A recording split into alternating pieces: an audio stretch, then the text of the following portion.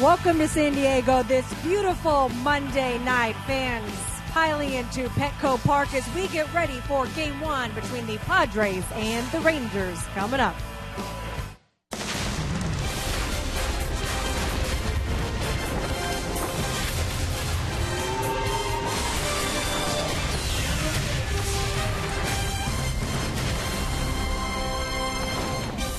Hey, home sweet home. Look who's back. Will Venable saying hello to his former teammates, giving Jed Jerko a hug since being traded to the Rangers a few weeks ago, batting .300 with a double and an RBI. Good to see Will Venable back here in San Diego as we welcome you inside to Petco Park. The Padres coming off the win yesterday in Philadelphia, coming back home to a nice 11-game homestand. So nice to get to spend some days at home. But yesterday, with the 9-4 win, it got started early with the big bats from Matt Kemp and Justin Upton providing some home run power early.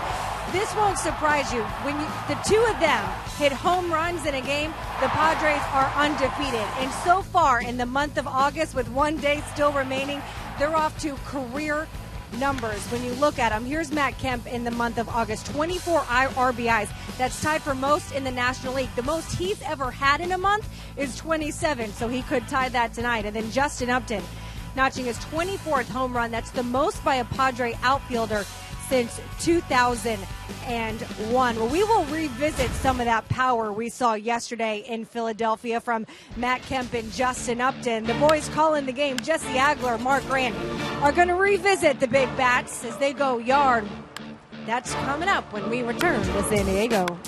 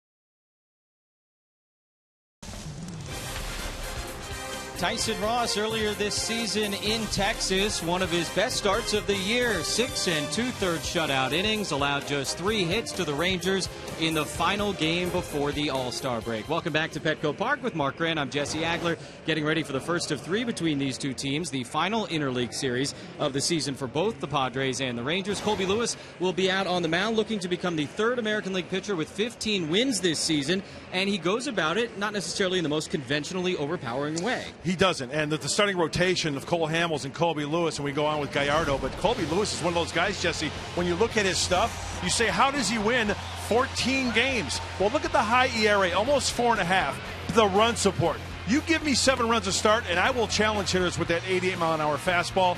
He throws a lot of sliders. He's won 6 of his last 8 games. He keeps you in ball games, and one guy always gets the love. Some guys don't get that love. Colby Lewis gets a lot of support, and hopefully the Padres they score a lot of runs tonight, and he doesn't get a lot of support. Yeah, last year he lost 14 games. This year he's already won 14 games. You talk about making it tough on him. Yesterday, the Padre bats showed up in a big way in Philadelphia. They put up 9 on the Phillies. They hit 3 home runs. That was fun to see. The home runs coming from power hitters who should hit home runs, and on this road trip, it was nice. The 3 home runs yesterday in Philadelphia. Hey, the ball jumps there, but still, when these hitters get mistakes, they do just that. They can square it up and put the ball out of the ballpark. And I think a big key is also 3 and 4 hitters. Kemp and Upton. Chris Budden alluded to it earlier. When these guys have an RBI in the game, they're 23 and 2. So get on for the big boys. Let the rest of the guys get some hits as well. Have some good pitching from Tyson Ross. We know what he can do. And hopefully they win game 1 of the series against these Rangers who can smell the finish line of this pennant race. Yeah, no, absolutely. They are in the thick of it. Padre Bats going to try and keep it going against Texas as they face off with some of the top hitters in the American League. Should be a fun few days as the team is back in town. Tyson Ross coming out on the mound. Padres and Rangers, game 1 on Fox Sports San Diego.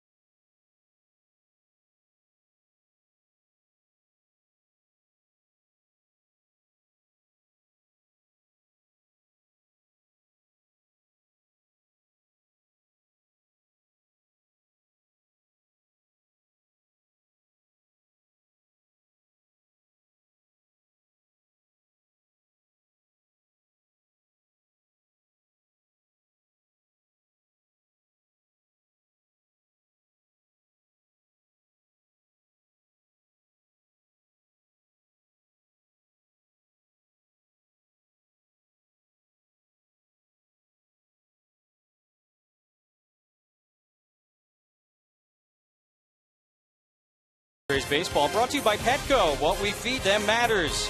By Jack in the Box. For a limited time, try the new Portobello Mushroom Buttery Jack with melted garlic herb butter.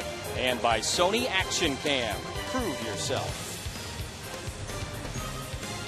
Final interleague series of the season, and it's cooled off considerably here in downtown San Diego. Got a little bit of a cloud layer coming in and covering the ballpark. As these two teams get ready, Tyson Ross warming up out on the mound for San Diego. Back at home after a 6-game road trip, Texas beginning their longest trip of the season, and the Rangers line up is brought to you by Hyundai. Delino DeShields Jr. going to lead off and play center field. Shin-Soo Choo, Prince Fielder, Adrian Beltre, Rougned Odor back in the lineup after missing 5 games with a finger injury. Andrews at shortstop. Old friend Will Venable in left. Bobby Wilson behind the plate. And Colby Lewis, the pitcher, will bat 9th for the Texas Rangers. And for Tyson Ross, the scouting report for the first game of the homestand looks something like this. Ground balls galore. Wide, that two-seamer, great action. Plus with the slider as well. And the strikeout, some more. With the fastball and the two-seamer, the slider down into the lefties. Looking for a big outing tonight from Tyson Ross. 28-year-old making his 28th start. Yeah, on Wednesday, his last start in Washington, it was ground balls galore and strikeouts some more, whatever your rhyme was. His first 15 outs were all strikeouts and ground outs. Nothing into the outfield until the 6th inning. Sam Holbrook behind the plate tonight. Trip Gibson at first. Gabe Morales and Mark Carlson for this umpiring crew in this series at Petco. Tyson 6 2/3 shutout innings in Washington the other day. Padres won 1 game in Washington, 1 game in Philadelphia, now back at home for 11 games. Nice homestand. You don't usually have an 11-game homestand, but with a makeup game from an earlier rainout against Colorado wedged in there, that's what it is. Pat Murphy looks on as Delino DeShields Jr. steps in. First pitch of the night, a fastball right down the middle. And a called strike to the 23-year-old Rule 5 selection. He has been a great find for Texas. It just clicks for some guys, right? At certain times. What a great leadoff guy to have for the Texas Rangers down the stretch and this year. Putting up good numbers. 8th overall pick by the Astros in 2010. And he just never really hit in the Houston organization. Last year at Double-A, 236. And here he is batting 267 as a big league leadoff man. Goes down there, and Tyson Ross picks up right where he left off in his last start. Strikes out DeShields, 1 away here in the first. Padres defense is brought to you by San Diego County Ford Dealers. Travis Jankowski getting another start in center field, flanked by Upton and Kemp. Jan Hervis Solarte at third base. Jerko another start at short. Spangenberg Alonso on the right side of the infield. Austin Hedges, no great surprise, catching Tyson Ross. How about the Padres as far as errors? Right in the middle of the pack. 55 the fewest for LA. Philadelphia with 93 the most. Padres at 74. Right in the middle of the National League. Not bad, not great. Shin-Soo Choo, 16 home runs this season. Scored one of the 6 Texas runs yesterday in their win over Baltimore. They swept the Orioles. And they're feeling pretty good about themselves right now. Texas has won 4 straight, 13 of 17 for Jeff Bannister, and they're now 7 games over 500 for the first time since the end of the 2013 season. 0-2 to Choo came inside.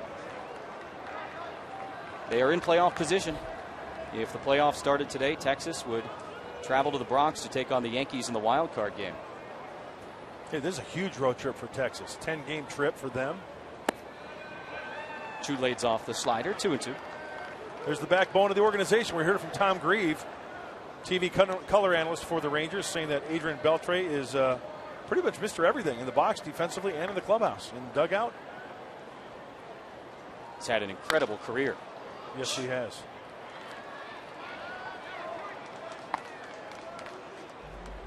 When the Padres went to Arlington right before the All-Star break and took 2 out of 3, the Rangers were 9 back in the National League West and 7 out of a wild card spot.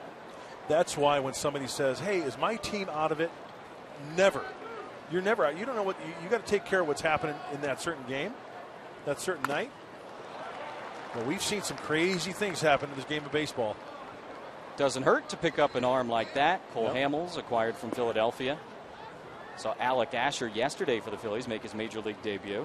I would have lost that bet. Somebody said, hey, Cole Hamels is going to go to the Rangers. How about you? Yeah. Everybody was saying Dodgers. Yep. 2-2 to Choo. And another foul ball as he continues to battle Tyson Ross. Asher started for the Phillies yesterday. One of the pieces that Philadelphia got in that Hamels trade. And so how have they made up all of that ground since we saw them? Well, there you go. Best batting average in all of baseball since the All-Star break. They're slugging, and they're scoring 5 runs per game. Got him.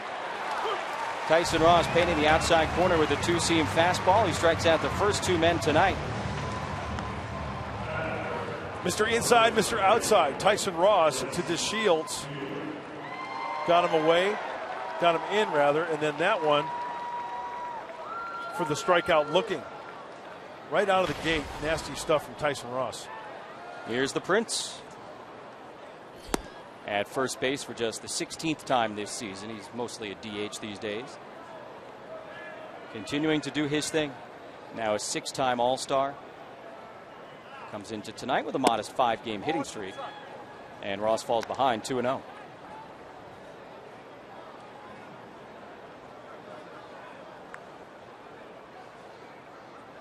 Drastic shift for Fielder, as I mentioned. Hits that one into the gap. They were shifted the other way in the outfield, and it's going to go all the way to the wall. Jankowski retrieves it, and Fielder, who does not have a triple this season, will be content at second base with a 2-out double here in the top of the first. Jesse, when I said drastic, that's exactly what I meant. It wasn't 3 heavy on the right side, but the infield was heavily playing to Paul in the infield. Outfield, just the opposite. Jankowski was on the shortstop side of second base, well on the left center field side. And Prince Fielder gets out front and beats this shift. For a lot of other hitters, that's a triple. He will put on the brakes into second base. Yeah, especially with 2 outs. No reason to push it. His 25th double of the season. That ties him with Chu for the team lead. And now a 6-game hitting streak for Prince Fielder as Adrian Beltre steps in. And he takes strike 1. He backed away from a fastball right down the middle. 273 average is the highest it has been this season for Beltre. Everybody's starting to get going for Texas. Now 36 years old and still getting it done. Pops that one up. Shallow right field. Spangenberg out. Kemp in. Matt makes the call, makes the catch, and that's it for Texas here in the top of the first inning. A 2-out double for Prince Fielder. He's stranded on second base, but Tyson Ross continuing with the K's. Got DeShields swinging and then froze Chu. Pair of strikeouts in the first.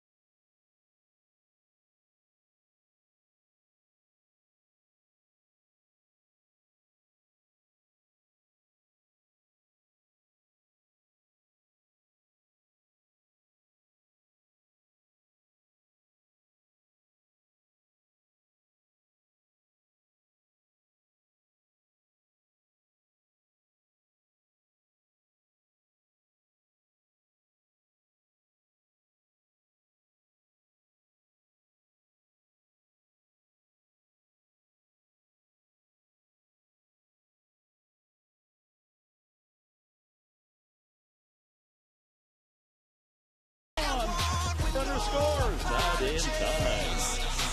To the bag, throw to first. Wins this strike 3. He's got him strike 3. Sets up high and long, and that ball is gone. Oh my! What a clutch swing. Padres not apologizing when they took 2 out of 3 in Arlington against the Rangers just before the All-Star break, and now back to work against Texas here in San Diego. Padres lineup brought to you by Toyota. Solarte leading off once again. Alonso, Kemp, Upton, Jerko, Spangenberg, Hedges, the pitcher batting 8th, Tyson Ross, and Travis Jankowski hitting 9th. as Colby Lewis delivers strike one to Yangervis Solarte. It is 11th home run in yesterday's game at Philadelphia. That is a new career high for Yangervis, and he lines this one to center field. DeShields glides back and makes the catch. One away. Scouting report for right-hander Colby Lewis is brought to you by Tough Shed. Okay, here's the deal. He's got 4 pitches. Fastball, slider, curveball, changeup. He'll give you a fastball now, and sometimes he'll throw it down the middle. He's a fly ball pitcher. If it gets to be a 3-2 count, rather than trying to nibble, this guy would rather throw a fastball down the middle than try to nibble and make you swing at a bad pitch. It's always amazing watching guys like that work. Yep. You know, you're so used to and excited by the 94, 95, 98 mile an hour fastballs. And here's a guy, 14-6, who's won 6 of his last 8 starts, who is not going to light up the radar gun. 36-year-old from Bakersfield gets Alonso to ground that one back. And quickly 2 outs for Colby Lewis here in the bottom of the first as we take a look at the Ranger defense. Will Venable in left field with Delino DeShields Jr. in center. Chu is in right. Beltran Andrews on the left side. Odor back in the lineup. Next to Prince Fielder, who, as we mentioned, doesn't play a ton of first base these days. And their catching situation has been very interesting. Bobby Wilson behind there tonight. Both of their regular catchers injured, and a couple of guys filling in and doing a really nice job for them. Chirinos out, Corcoran out. I'll tell you what, you got to be strong up the middle, and to fill in a catcher and do what they're doing, it's been paying dividends for the Rangers down the stretch. Matt Kemp fouls off the first pitch from Lewis, an 88-mile-per-hour fastball. So you say, all right, Colby Lewis has 14 wins, but an ERA over 4. How does that happen? Well, that's part of the answer right there. Oh, give me those runs. You don't mind that. 7 runs. Kemp hits that one well out to right center. DeShields coming over, and Chu will give way. And DeShields makes the catch. A 1-2-3. Bottom of the first for Colby Lewis.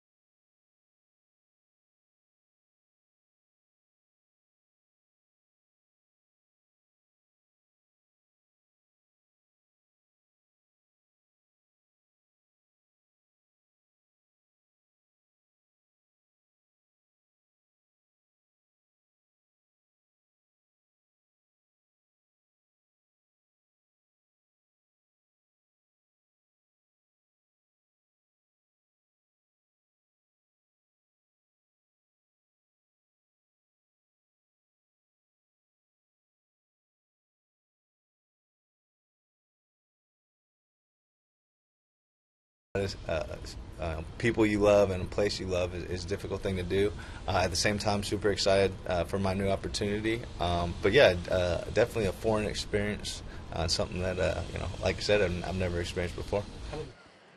That's Will Venable talking about being traded to the Rangers. And after more than 900 games with the Padres, it is a little weird to see him in a different color blue. But there was one thing that he didn't have to say goodbye to, and that was his glove. You know the story behind it. He uses Dave Roberts' glove years ago. Dave gave it to him, and he's used it ever since. The thing looks like it's about to fall apart at any moment, but took it with him to Texas. That was very nice of Dave Roberts to allow him to take it. Thank you, Chris. Venable due up third here in the second inning against Tyson Ross as Rougned Odor faces a 1-1 count.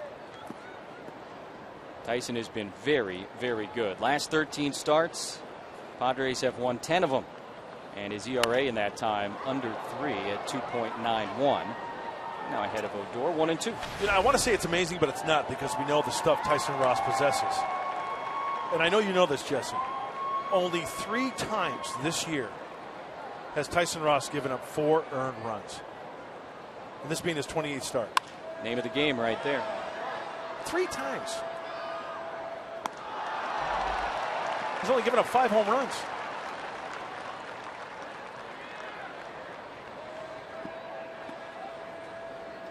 Yo. Got the lowest home run allowed rate of any regular starting pitcher in baseball. Had the great streak earlier this year, and he's got strike 3 to Odor. 3rd strikeout already for Tyson Ross, who's throwing strikes. How about Bill Walton?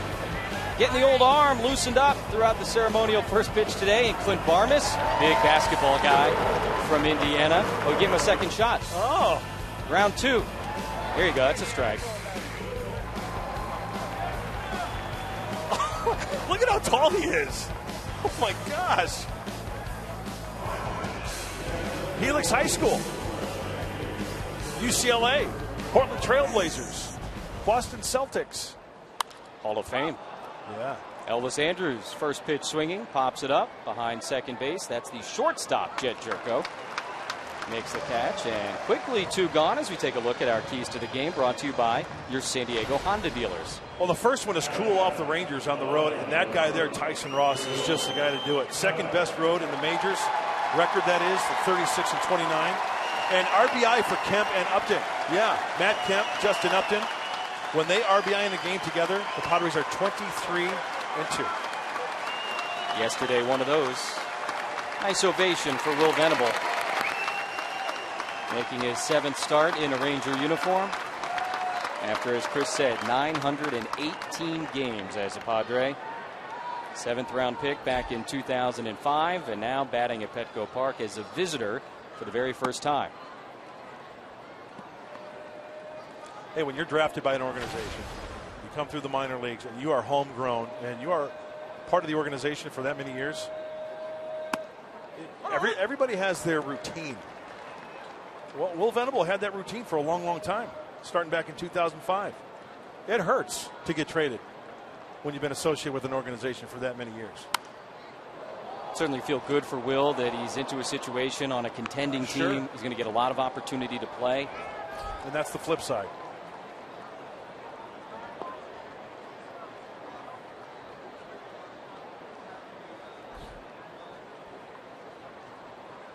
He went to Princeton, you know. 2-sport star. Yes, he was. His dad played in the big leagues, Max. That's right. An outfielder too, wasn't he? He could run a little bit, his dad. Greg Lilly there, the cameraman down by the visiting dugout, low third, makes the play. First play he's made his whole career down there. Wow. Oh, I just call him as I see him. You do keep track of that. I've seen your score sheet. 1-2 to Venable, lays off the Ross slider. Now, interesting from Will Venable's vantage point now, he is in the box 60 feet 6 inches away from Tyson Ross after seeing everything from the outfield perspective. What's got to be going through his mind? Also, that's what those guys have been swinging and missing at all those years. Slider. Tries to hold up. Did he? The appeal to third. He swung. Gabe Morales rings him up. And Will Venable becomes Tyson Ross's 4th strikeout victim in the first 2 innings. Justin Upton, Jed Jerko, Corey Spangenberg coming up. Try and get some run support as Tyson strikes out Will Venable.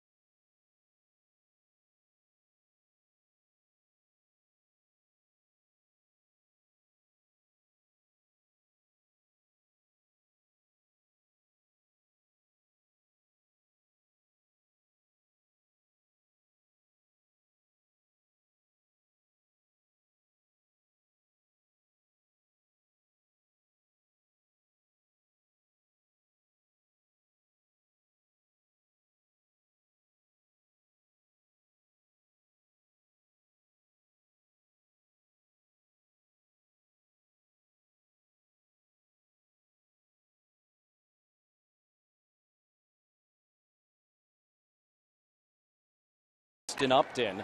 10 home runs since the All-Star break, among the leaders in the National League. Carlos Gonzalez had that crazy stretch.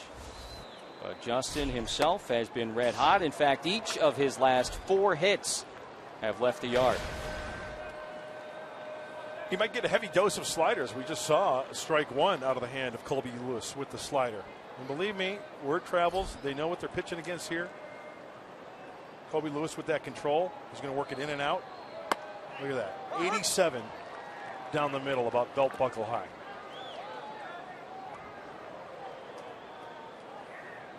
Colby Lewis has never won 15 games in a season. He's 14-6 coming into tonight. And he chases the slider. First strikeout for Colby Lewis. Upton retired and one away here in the second. He's kind of the workhorse guy. He's out there, innings, starts. Very few walks going into this game. 164 in the third innings pitch, only 34 free passes.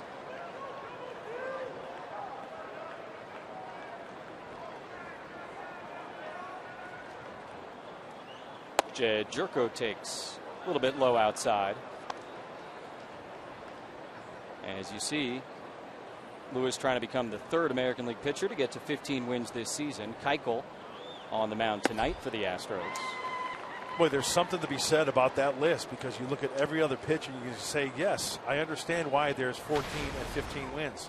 Colby Lewis, I love pitchers like Colby Lewis. Why? Because they're not overpowering. As you said earlier, Jesse, they try to dissect the strike zone and try to get to a hitter to swing too hard. You look at that Fox Tracks, you got a feeling he's going to be right around the edges the entire night. That's what he has to do to be successful. And once again, we go back to the run support. Almost 7 runs, that helps, but still, hey, that's baseball. He's getting runs, work with it. Good for him. 2-2 to Jed, and he reaches down and pops his slider into right. Chu coming over. And he's got it 2 away. See all those pitches down and away, Jesse? Down and away, down and away. You know, everybody says the best pitch in baseball is strike one. I disagree, because I heard from the best pitcher in my generation, right-hander, Greg Maddux. He said the best pitch in baseball was a located fastball, a well-located fastball. So he broke it down even more than just strike one. Anybody can throw strike one right down the middle. Corey Spangenberg takes strike one right down the middle. Makes sense. It does make sense. And that's how a guy like Lewis, like Greg Maddux, not overpowering with the fastball velocity, can go on and have a great career. Spangenberg lifts that one into center field. First hit of the night for the Padres. 2-out single for Corey here in the bottom of the second. Went down and got it. Well, he did, and we're going to have to keep an eye on that tonight to see how long Colby Lewis is in this ball game. But does he let the ball travel? It looks like a changeup. See a changeup down and away. Corey, foot is back, foot is down, hands are back. And rather than trying to pull that ball, he spanks it to the opposite field. Stayed back nicely on that changeup. And there goes the no-hitter. There it goes. Austin Hedges playing in his 41st Major League game on this past road trip. We saw him a decent amount in the Washington series. Over the weekend against Philly, though. Came in as a defensive replacement in yesterday's game in the 9th. Spangenberg certainly has speed over at first. Stolen 7 bases. And Hedges chops that one foul outside of third. 1-1. Our game is presented in HD by Sony.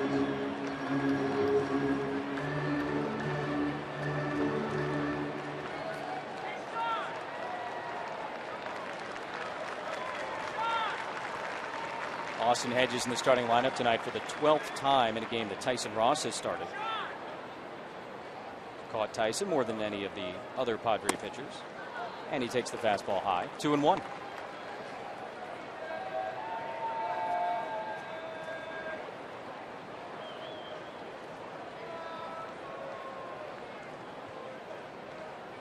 You know, it just occurred to me. You know what Colby Lewis reminds me of? I'm going back a ways. He used to pitch for the Padres. Briefly. Bob Tewksbury. Really?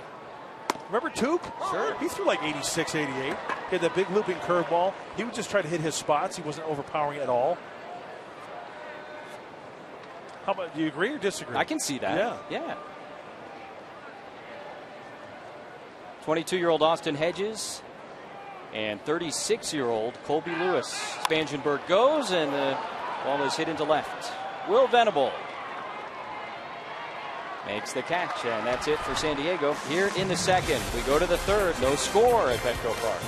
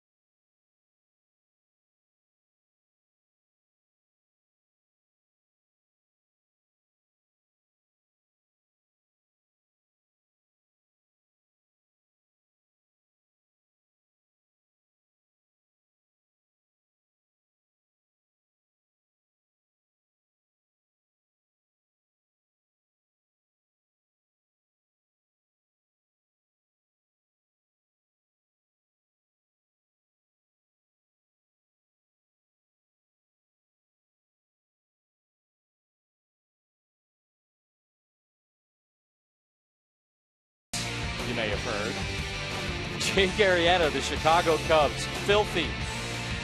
1 walk, 1 error. Dodgers had 2 base runners as Arrieta threw the 14th no-hitter in the history of the Chicago Cubs and the 6th no-hitter around Major League Baseball this season. How about that? No-hitters are starting to become commonplace in our great game.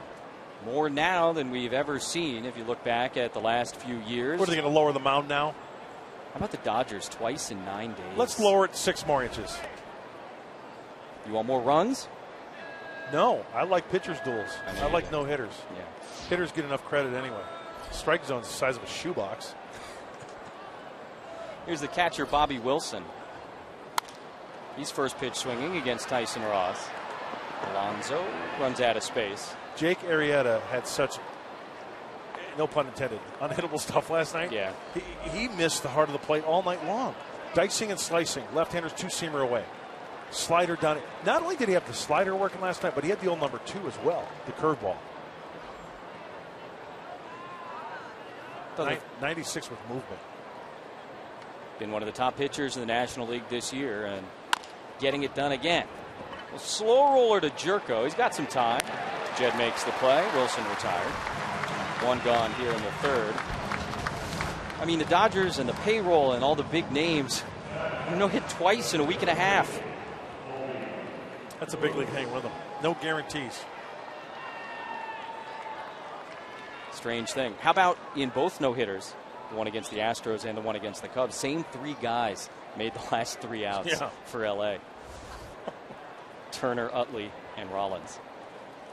Pitcher Lewis, first pitch swinging, fouls one back towards the Padre dugout. First at bat of the season for the American League hurler, but he's got a 4-game hitting streak. How about this? It goes back to 2011. Just don't throw it down the middle, and with the stuff of Tyson Ross, could be a tough AB for Colby Lewis. Texas pitchers lead the American League in runs scored this year with 3. Can't touch that slider. 1-2. It's too legit to quit. You got a lot of rhymes in you tonight. That's it. No. Slider. Lewis tops it, and that's a foul ball. Yeah, Colby Lewis, you come in with a career 280 average. You're not getting fastballs down the middle. 7 for 25 at the plate over the course of his career. Chokes up on that bat. A little bat control for the big right-hander. Outfield playing to go the other way and shallow. Infield playing to go the other way as well. Ross has the sign from Hedges, and the 1-2 is swung on and missed. Strikeout number 5 here in the 3rd inning for Tyson Ross. Let's check in with Chris Budden. Chris? Well, Jesse, you were talking about Arrieta's no-hitter. How about this? Plane ride back home to Chicago, and this is how they had to go back. Team celebration on the field, and Joe Madden makes all of his players wear onesies. We got some Batman, I think a baby in there, some little superheroes. I love that. Should be the dress code all the time, Chris. Yeah, taken by some of the players before they hitched a ride on the plane. Hey, why ruin a $99 suit when you can?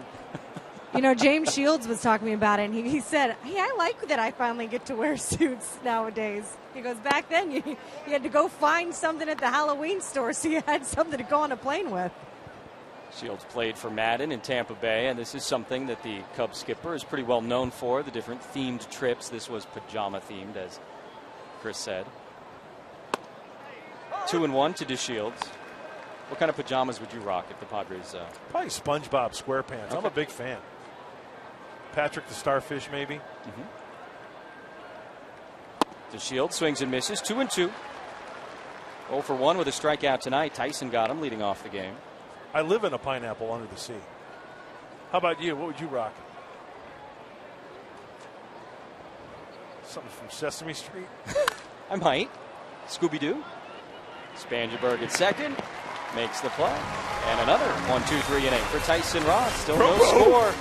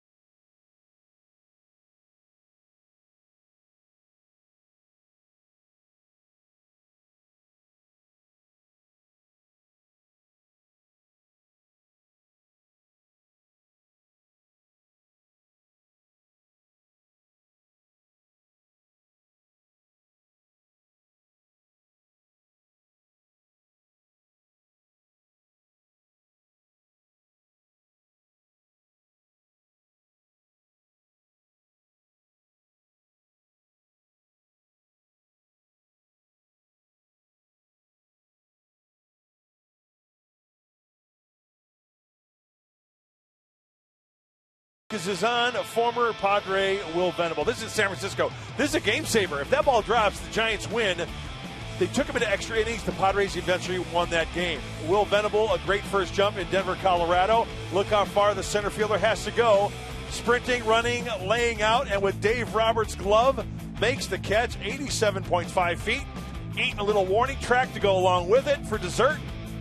Yeah, we saw Will cover some ground here as a Padre. Now he's wearing the Texas blue. Texas Ranger blue.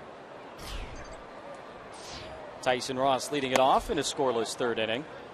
Batting 8th for the first time this season. Pat Murphy's gone to that a little bit more regularly since Travis Jankowski's call up. Jankowski an opportunity to bat 9th. Tries to bunt for a hit, but back to Lewis, who pulls fielder towards foul territory, but he's able to keep his foot on the bag and make the play. A little nonchalant from Colby Lewis, and Fielder doesn't play a ton of first base. Able to make it, though. Now, sometimes pitchers have difficulty throwing the base. You see how Colby Lewis kind of guided this one here? Now, the footwork of Prince Fielder. He's on the bag and just gets a piece of Prince's right foot. Hey, not bad footwork for the big fella. Making the play on the poor throw from Colby Lewis. Yeah, it's nicely done. And again, hasn't played first base in about a month. Jankowski takes low, ball 1. Travis was 5 for his first 9 as a big leaguer. Now hitless in his last 15 at bats as he tries to get it going again here at home. Hits that one to the left side in the hole. Andrews not in time. Too much speed for Travis Jankowski. An infield single. And a 1-out base runner at the top of the order coming up here in the 3rd. That's fun to watch, isn't it? You hit the ball on the ground, hard line drives, and you're going to get your share of infield singles. This wasn't even close. Sure, when you focus on Elvis Andrus at short, that's a great play, but he's already 2 steps by him when Fielder gets the short hop. What else am I supposed to do? This guy can fly. Solarte lined to center field to lead off the bottom of the 1st inning. He's 0 for 1. We have yet to see Jankowski steal a base, though we know he's more than capable. As Solarte takes high, ball 1. You know, I say put him in motion. I say let him go. Lewis doesn't throw that hard. He's got a big leg kick. Let's see if he uses that kick. Jankowski this year between AA and AAA stole 35 bases. At 71 a couple of years ago at Elsinore. They pay him some attention. Trying to watch Travis at first base and check out his setup. He had both hands on both knees. Hands weren't in between his legs, kind of dangling a little bit. They weren't out to the side. So he does that every time with his hands on his knees. There he goes. Pitch is down. Throw to second base.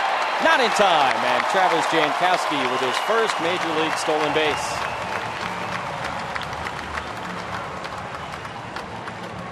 Greased lightning. Let's check it out. The leg kick, a great jump. The throw from Wilson. Hey, it was on target. Quick crossover step, straight to the back, outfield part. And how close was it?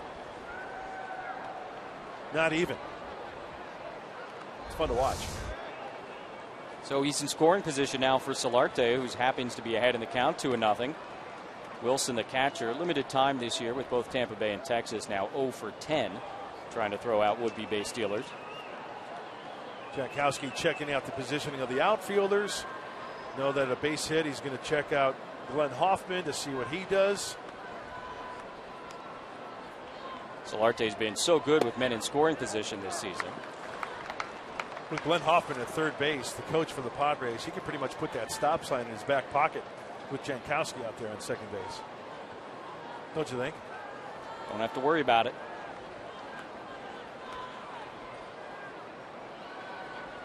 Solarte taking all the way. And a strike from Lewis, 3-1. Jan Harris leading off tonight, batting first in the order for the 32nd time this season.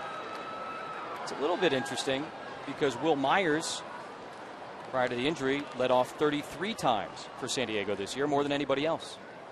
Solarte kind of finding himself into that role now, not only the everyday third baseman, but leading off most days. And he's doing quite well.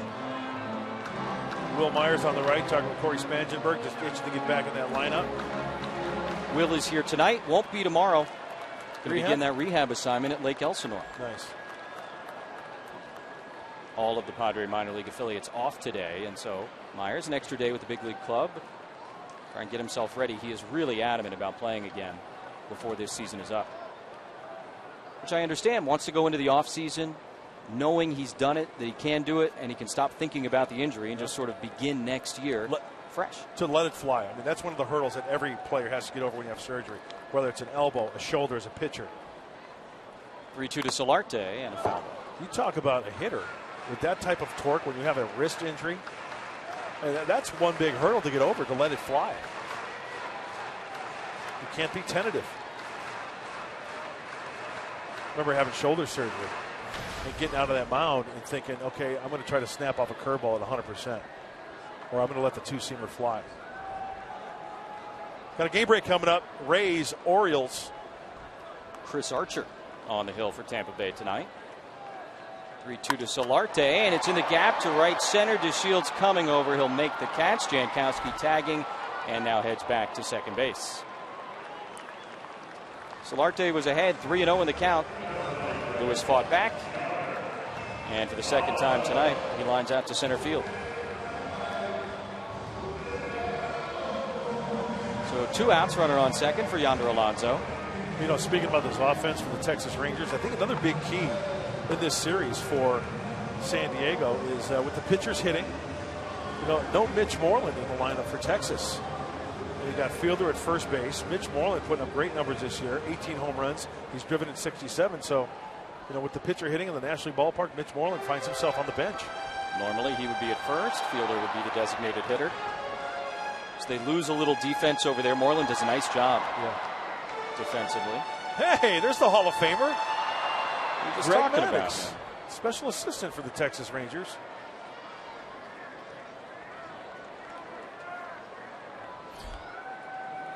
Jankowski at second, 2 outs, and Alonso takes strike 1. And of course, his brother Mike, who was a Padre back in the day as well, is the pitching coach for these Texas Rangers. Nice little stretch for Yonder. Had the 2-hit night on Saturday, 3 hits yesterday afternoon. Here's Mike Maddux. New manager this year for Texas with Jeff Bannister.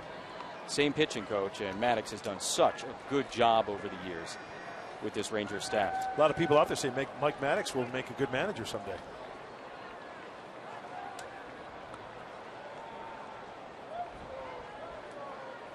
Big swing and a miss. Good slider.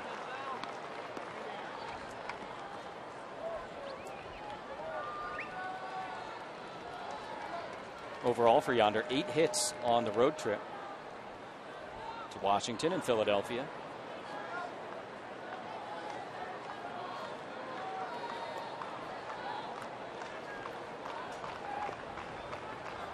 Lewis's 1-2 is lined just foul down the right field line.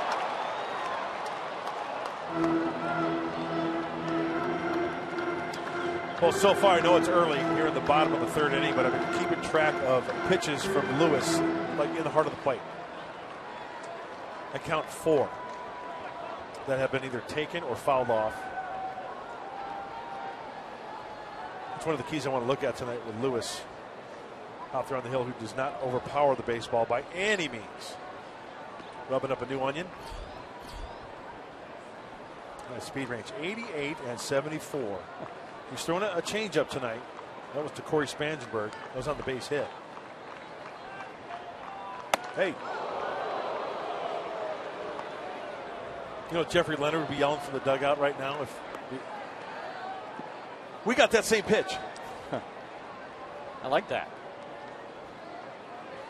Opponents hitting over 350 against Lewis with 2 outs and runners in scoring position this year. That is the situation. Jankowski at second, and a 2-2 to Yonder, who takes outside. Ball 3. That was off the plate. Colby Lewis doesn't like it, but I think that pitch was clearly off the plate.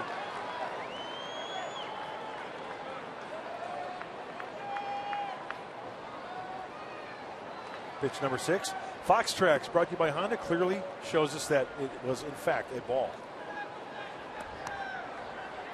Wilson pounds the mitt, and the 3-2 to Alonso is lined into center field for a base hit. Jankowski's rounding third. He'll come in to score. Yonder Alonso with a 2-out, 2-strike RBI single, and the Padres are up 1-0 here in the 3rd.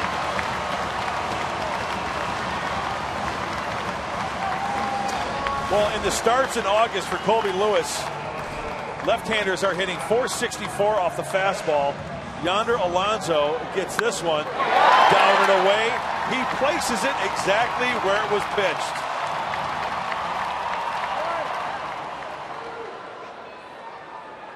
Good hitting right there. Nice adjustment, too. You saw that view from above as the pitch came towards him. Went with it, and now Matt Kemp with 2 outs and Alonso on first.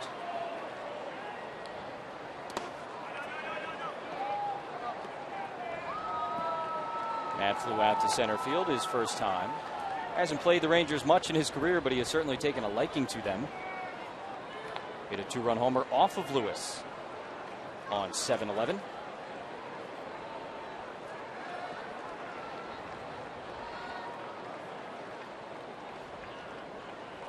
Hits that one well out to left. Matt Kemp off the wall. It gets away from Venable. Alonso is being waved home. He will score. An RBI double for Matt Kemp. Laser beam off the wall and left. And his 81st RBI of the season. Some two-out thunder from the Padres here in the third. One of the mistakes that Kobe Lewis has made. Let's check it out. Oh, yeah, hanger. If he elevates this one, it's out of the ball yard. You think this hits the sweet spot? Oh, you betcha. Just out of the reach of Will Venable. Oh.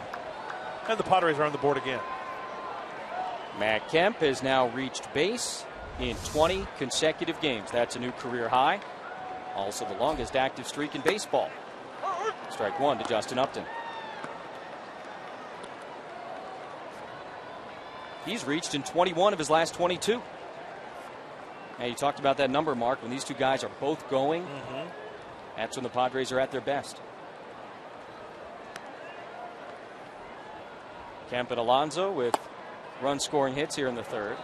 And now a 1-1 count to Justin Upton. It's worth mentioning again that when that man, Matt Kemp, has an RBI, when Justin Upton has an RBI in the same game, the Padres are 23-2. 16 straight wins when that has happened, including yesterday in Philly. Heavy dose of sliders from Lewis to Upton tonight. I said Upton has reached in 21 of 22. It's 21 of 23. Either way. That's good. Yeah. So is that. 282 average with runners in scoring position. Lewis ahead of him, a ball and 2 strikes. Oh. Where does that? How does he not get that call? I think Wilson received it a little bit awkwardly. It's a strike, there's no doubt. And Sam Holbrook missed it. But the catcher, Wilson, kind of like underhanded the reception. Fooled the umpire. Reverse pitch framing. That one's hit well out to right. Chu going back and shy of the warning track. He will make the catch for the third out. Padres get a couple here in the third inning. Travis Jankowski with a hit, a stolen base. That set it up for Yonder Alonso. That made it 1-0. Matt Kemp adding on 2-0 Padres after 3.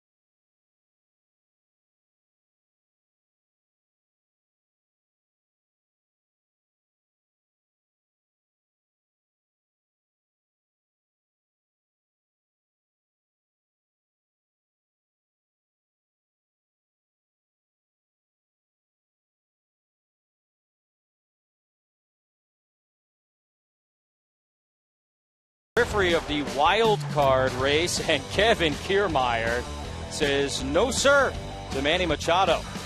Second time this year Kiermaier has made a catch like that, a home run robbery. And Yonder Alonso's brother-in-law loses a homer there as Chu steps in. Mark Sweeney joins us here in the booth. Hey guys, welcome back. Good to see you. Good to see you. Don't touch me. You either. It's good to see you. Good to see you guys. Chu misses that one. A ball and a strike. He struck out looking his first time up. Tyson Ross, 5 strikeouts through 3 innings. Jesse, on the road trip, we saw Tyson Ross be very aggressive with his fastball. The two-seamer was so good, and really he could throw it any time he wanted, which I thought was really important.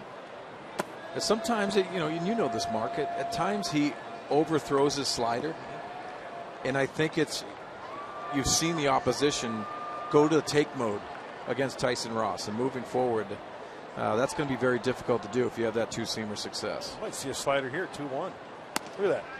First strike. Thank you very much. That's the one thing that struck out in my mind since last year, his all-star year. 2-0, 1-0, slider, first strike. Being able to throw the breaking ball in the zone adds so much as Chu lifts this one out to left center. Jankowski, long run on the warning track. He makes the catch.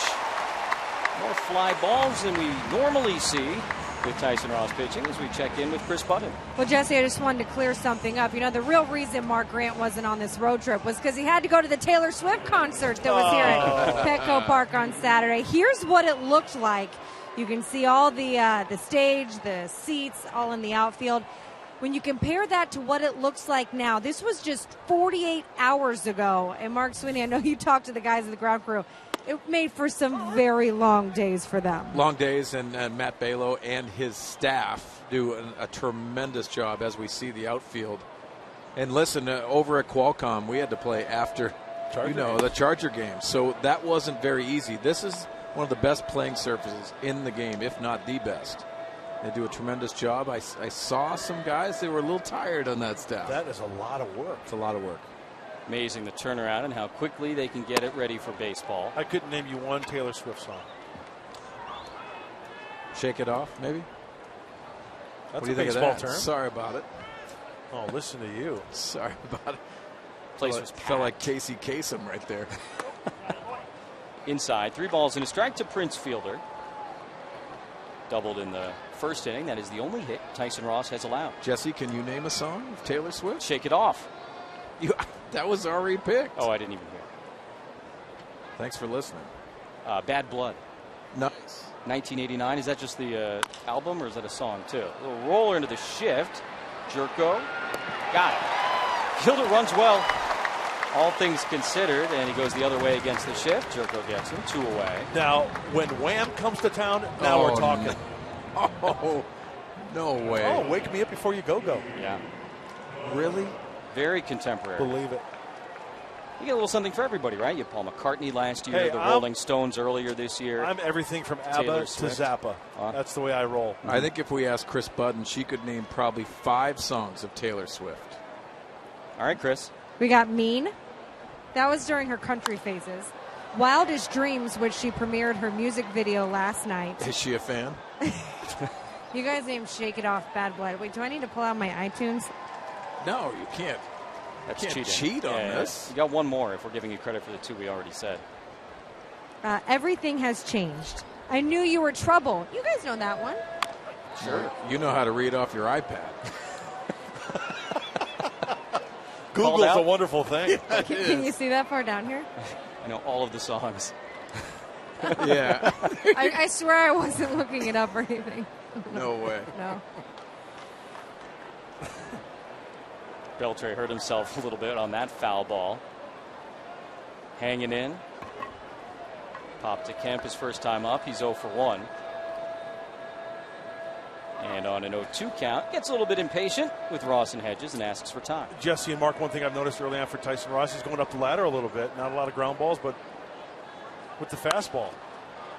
And exactly that, too, Mark. To your point, he is going up the ladder. He's throwing more four-seam fastballs. And so many times we say he's a two-pitch pitcher because a fastball, a two-seamer, and four-seamer is basically exactly that. It's a fastball, but he has moved it around both sides of the plate. Now he's starting to incorporate that four-seam fastball, and you can't go into take mode. If you're in that batter's box, you can't. Beltre takes that one into right field. Kemp gives it a look. It's into the seats. Beltre's first at bat to end the first inning. It was a fastball up. He flew out to right field. Couldn't get on top of it. We talk about the different fastballs too. The pitch to Chu in the first inning, strike 3. That was a two-seamer, a little cut, whatever it was, but all kinds of movement. And he got him on the outside corner. Looks like a slider here. Austin Hedges wants it down. Veteran Beltre lays off. Been around the block a few times. He has seen good sliders before. He's seen fastballs up and in. And he hits this one right to Solarte at third. Jan Hervis delivers it low, and Alonso can't make the scoop.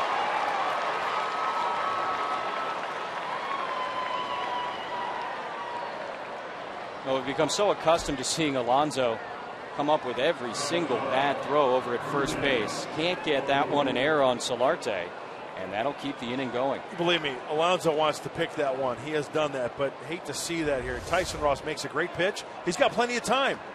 Crow hop. And spikes it. That hurts.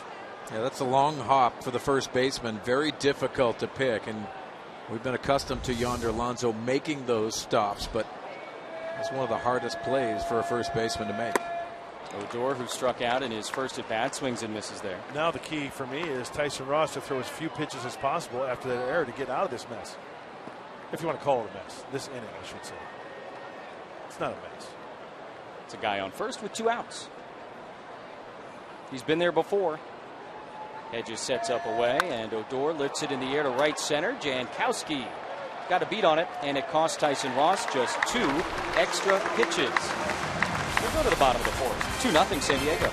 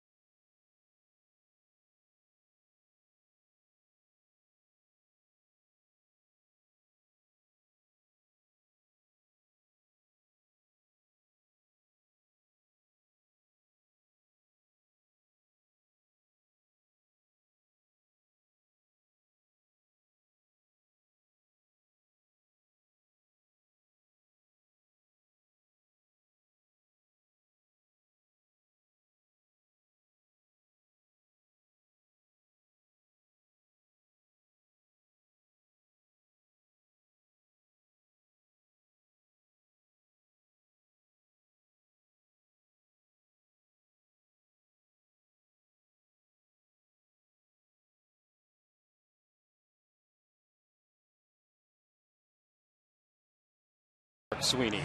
I'm Jesse Agler. Chris Budden with us as well. There you go. This is in your between guys' innings. territory. Shake it out off. of this. I'm going to sit back and Why don't you enjoy wham it? You got the moves here. That's so gross. That's so gross.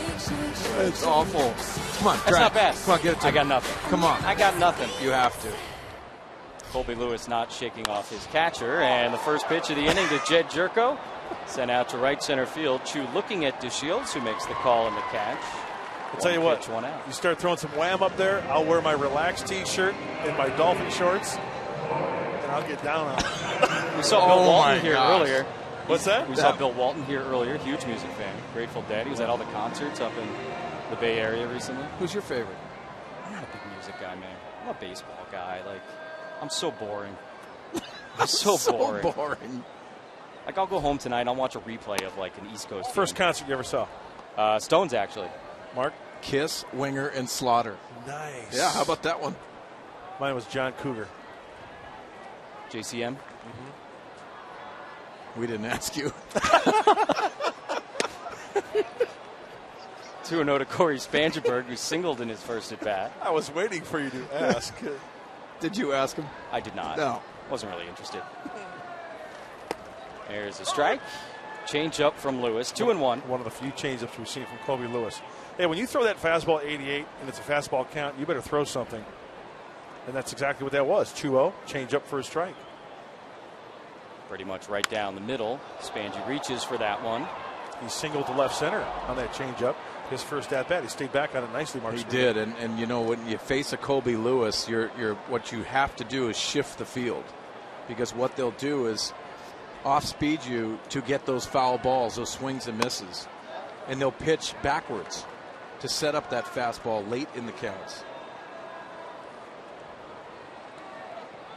Doesn't mean you have to hit the ball the other way, but your focus has to be seeing it as long as you can, and if they make that mistake, then you can capitalize. That one hangs up a little bit, and Spangenberg chops it foul. You know, Jesse, I think that's the difference. If you see Corey Spangenberg going the other way with the changeup, but then that slow breaking ball that you get right there, not staying inside it just enough, and making adjustments, having to pull his hands in just a little bit more. Another good swing, and a nice job by Odor to smother it, and he makes the play. 2 away. Well, Rougned Odor missed the last 5 games after he had some trouble with a ground ball. It split one of his fingernails on his throwing hand, but does a good job receiving this one and then getting up and throwing out the speedy Spangy. Yeah, he overdives this ball, but nice glove work by Odor. I was thinking the same thing, Mark, because he kind of alligator arm that one. He wasn't full extended. Well, I think that has a lot to do. When you play down in Texas, you know those infields are fast. Yeah. This is a fast infield, but down in Texas, they have a lot of Texas heat that makes it a lot quicker as an infield. The sun just sort of bakes the dirt, right? It does. Like a kiln. Honestly, they can't water that enough down in Texas. But here, there's no difference between the grass and when it hits the ground. And that's the reason why a lot of people love this infield. Austin Hedges, 1-1. Flew out to left field his first time up.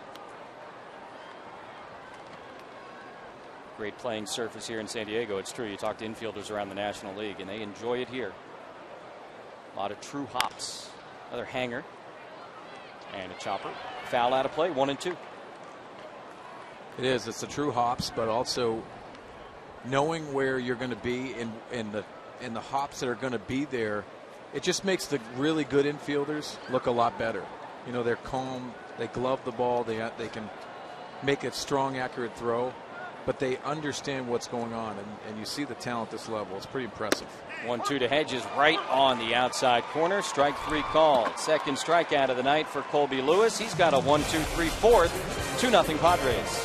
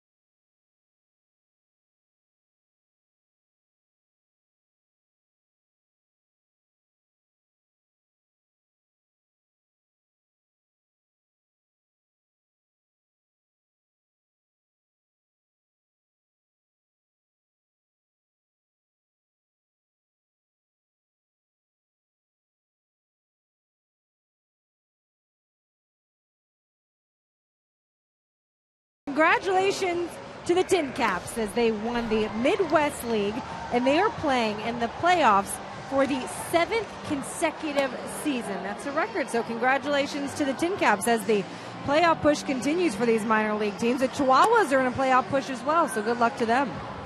They absolutely are, Chris. Exciting few days for El Paso. Wrapped up their home schedule yesterday afternoon. Tomorrow, of course, September 1st, which means rosters will expand at the big league level. And so a lot of those minor league affiliates are going to get shaken up a bit. You know what I love about winning in the minor leagues? It gives those kids a taste of winning. And they want to do it at the next level. And they want to do it at the next level. And then ultimately the big league level. Hopefully that carries over. You also hate the phrase when they say it doesn't matter if you win. You just have to develop individually. Well, it's not an individual sport. And there's nothing better to celebrate with guys that you got drafted with or guys that came over, and congratulations to them, because don't minimize those moments in your minor league career because you always remember them. Hey, everybody strives to be on a championship team and help that team win. It might be the only championship you ever get a taste of, so enjoy it. Hey, Ernie Banks played for how long? Never saw a playoff game in his entire career. Yep. Of course, in those days, you had to win the National League to get to the World Series. There was no championship series or division series, as Andrews lines that one softly into center field. Second hit of the night for Texas. Rangers had only 3 hits against Tyson Ross in his start in July, one of them from Andrews. So leadoff man aboard, and we're talking about, those rosters expanding and all the different things that can happen. And Will Venable, who's coming up. Nice sign. Some handshakes and hugs before the game. Yeah, it's good for all the teammates to have fun with it, and they're looking the upper deck. That's probably having fun with tonight. But Will Venable, a real good Padre and loyal Padre. And he got a great ovation, which was really cool to see. And he was also on that big board, which I thought was really classy by the organization as well. Yeah, in the middle of the first inning when Will went out to left field. And, they typically show the different defenders. They go around the diamond. They left it on Will for a little bit longer out in left field, and a nice moment and a nice opportunity for the fans to say thank you. Hey, in this day and age with trades and free agency, as far as I'm concerned, Will Venable will always be a Padre to me. Yes. Tyson Ross struck him out his first time. He's 0 for 1. Chops that one foul. Ball and a strike to the Texas left fielder. Oh, we showed you some of the highlights that he made as a Padre earlier. He's already made some highlights as a member of the Texas Rangers against Toronto. Yeah, and he didn't play left field that much for the San Diego Padres, mostly right in center field, but still has Dave Roberts' glove that he's using, and a nice across-the-body catch by Will Venable. We saw some great ones in the Padre uniform. I remember that one in San Francisco last year. A tremendous catch. It was a game saver. It was, going towards the center field wall. Mentioned he hadn't had a lot of time in left field here. He's getting some opportunities in left for Texas with Josh Hamilton back on the disabled list. And Hamilton trying to work his way back. It's fine to swing the bat, Josh Hamilton, but the running, jogging, that has yet to come. So maybe some pinch hitting in the future for Hamilton, who has knee inflammation. Well, it's probably going to be easier for Josh Hamilton to be here when the rosters expand, because when he gets on base, they can have a guy that's a designated runner for him and put him in those scenarios, possibly DH. Runner goes. Hedges' throw down to second base is a laser. May challenge this one. Andrews runs well. And as soon as that play was completed, Andrews was motioning towards the dugout to Jeff Bannister. High leg kick. You can't ask for a better throw, can you, Mark Sweeney? The ball is waiting for him, and you wonder from Jed Jerko's perspective, watch Hedges get out of the chute. Good footwork and an absolute cannon. This ball's waiting for him, and you wonder if that tag was applied a little too high on that forearm. Andrews back to the dugout. They were showing the replay on the big board here, and Andrews immediately, like you said, wagging his finger back towards Jeff Bannister. And now even still cannot believe that he was out, but he was. Yeah, he's looking for somebody to have his back in the dugout. What happened? Pitch outside, and Will Venable continues to get on base for the Rangers. He has now reached in all 9 games he has played in as a Ranger. 1-out walk from Ross. Guys, you just made a mention of September 1st and September call-ups. Yes. That begs for great discussion. There's a lot of discussions throughout baseball what Major League Baseball should do regarding the 40-man roster. Yeah, I think they need to make adjustments. They need to make amendments to the rules. Because if you just put it point blank, if you think about the New York Yankees, they don't have any money concerns at all. And then you think of the lower payroll guys, the lower payroll teams that are in that lower tier. Finances come into it, Sure come it into does. play. And yes, you want to develop at the certain level, but keeping your players for arbitration purposes, not starting their clocks, whatever you want to say. But there has to be a designation of a roster limit, in my estimation. Some teams will call up a couple guys. Some teams will call up 10 guys. And it can be a competitive edge. As Wilson hits this one back to Ross, goes to second, and Spangenberg does a great job getting the sure thing out at second base. Good throw might be 2, but Spangenberg with Venable bearing down. Nice job getting that second out. This is one tough play for Corey Spangenberg. Anybody can catch the good throw. You have to anticipate the bad throw. That's one of those in-betweeners, foot on the bag, and the backhand. Stay in the glove. Get those spikes up. You get the lead runner, Will Venable. Nice play by Corey. Snow coned in there. But yeah, a lot of people suggesting that with the roster expansions, okay, you can call up as many as you want, up to the 40, but each game you can only have X number of guys available, kind of like an active roster. I say rotating roster. Mark Sweeney, what do you think when you take a look at this list of the possible September calls for the Padres? Well, I think Hunter Renfroe is the one that raises eyebrows because you think about the guy that has the power and you're expecting for him to be that everyday guy. John Edwards is going to come up because you made a trade for him. He's in the Will Venable trade, so you want to see him. You want to evaluate him at this level, but you're just wondering if it's, you've got to get some arms to be out in the bullpen. And I think that goes into my equation when you start talking about rosters. If you're playing in Colorado, for example, and you got 4 lefties in the bullpen and 5 righties, and you have matchups, it is going to be a 4-hour game, and it doesn't make any sense if you don't have the same amount of guys to go after. Totally agree. Every other sport now, professional sport in the U.S., has essentially an active game day roster. You declare it beforehand, and baseball could be next. What a stop by Edges. Wow.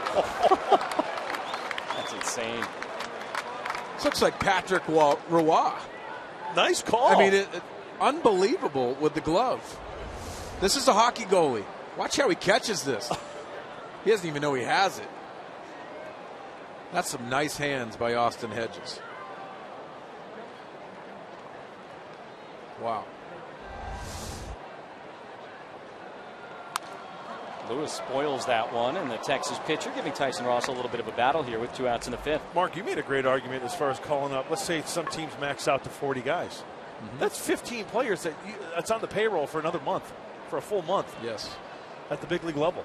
Well, finances come into it. Absolutely. For sure.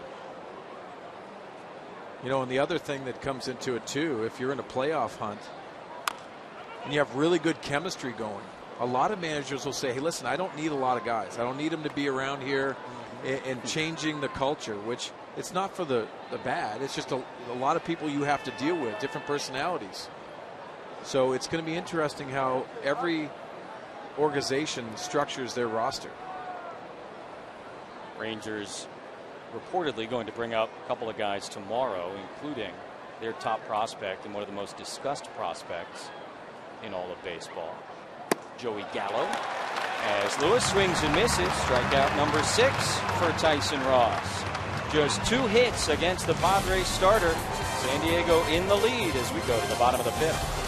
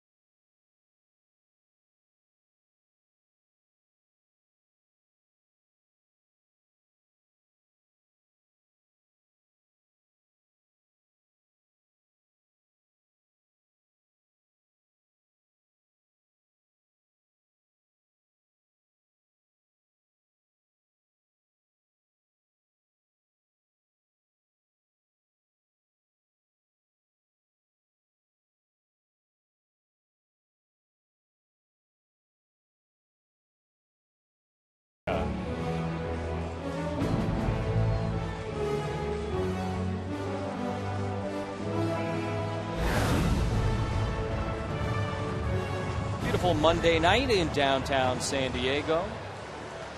While the Padres were out of town, word was here the temperature turned up back home. Cooled off nicely tonight. This is perfect tonight. This is beautiful. It was hot sauce. Mild, medium, spicy. Chili lime. Tyson Ross stands in against Lewis, and he takes ball 1 up and in. Tyson tried to bunt for a hit his first time up. Look at that. 364 in his last 12 games. You look at it. Let's look at it together. There you go. That's solid. Yes, it is. And he put on a show in front of his brother the other night in Washington. He's a single shy of the cycle. He's got one this year. He's got the season cycle. I know. I feel like we can make all the cycle jokes now because it's done, it's over. Yeah. Like it was a sore subject before. Why? Now we're free We can talk about it. because it had never happened. How about Lewis falling behind 3-1? Thank you, Matt Kemp. He's getting his eyes clear to get another one. Why not? Beltre has 3. One of 2 that the Rangers had this year. Chu did it in Colorado a few weeks before Matt did. Yeah, 3 cycles in one career. Well, the one thing that kills me is, wasn't it Aaron Hill? 2 cycles within a week or something like that? Yeah, it was within a couple weeks, maybe last year. Yeah. Incredible. We think about what has to go right for that to happen.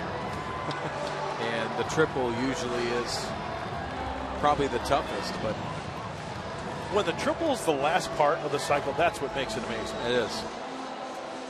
That's what happened. And the reaction of Glenn Hoffman, the third base coach, was epic. It's pretty awesome. What do you think of Jankowski early on, Mark Sweeney? I like him on the road. It looked like he was trying to find himself a little bit of passive at times, but you got to love his speed. Yeah.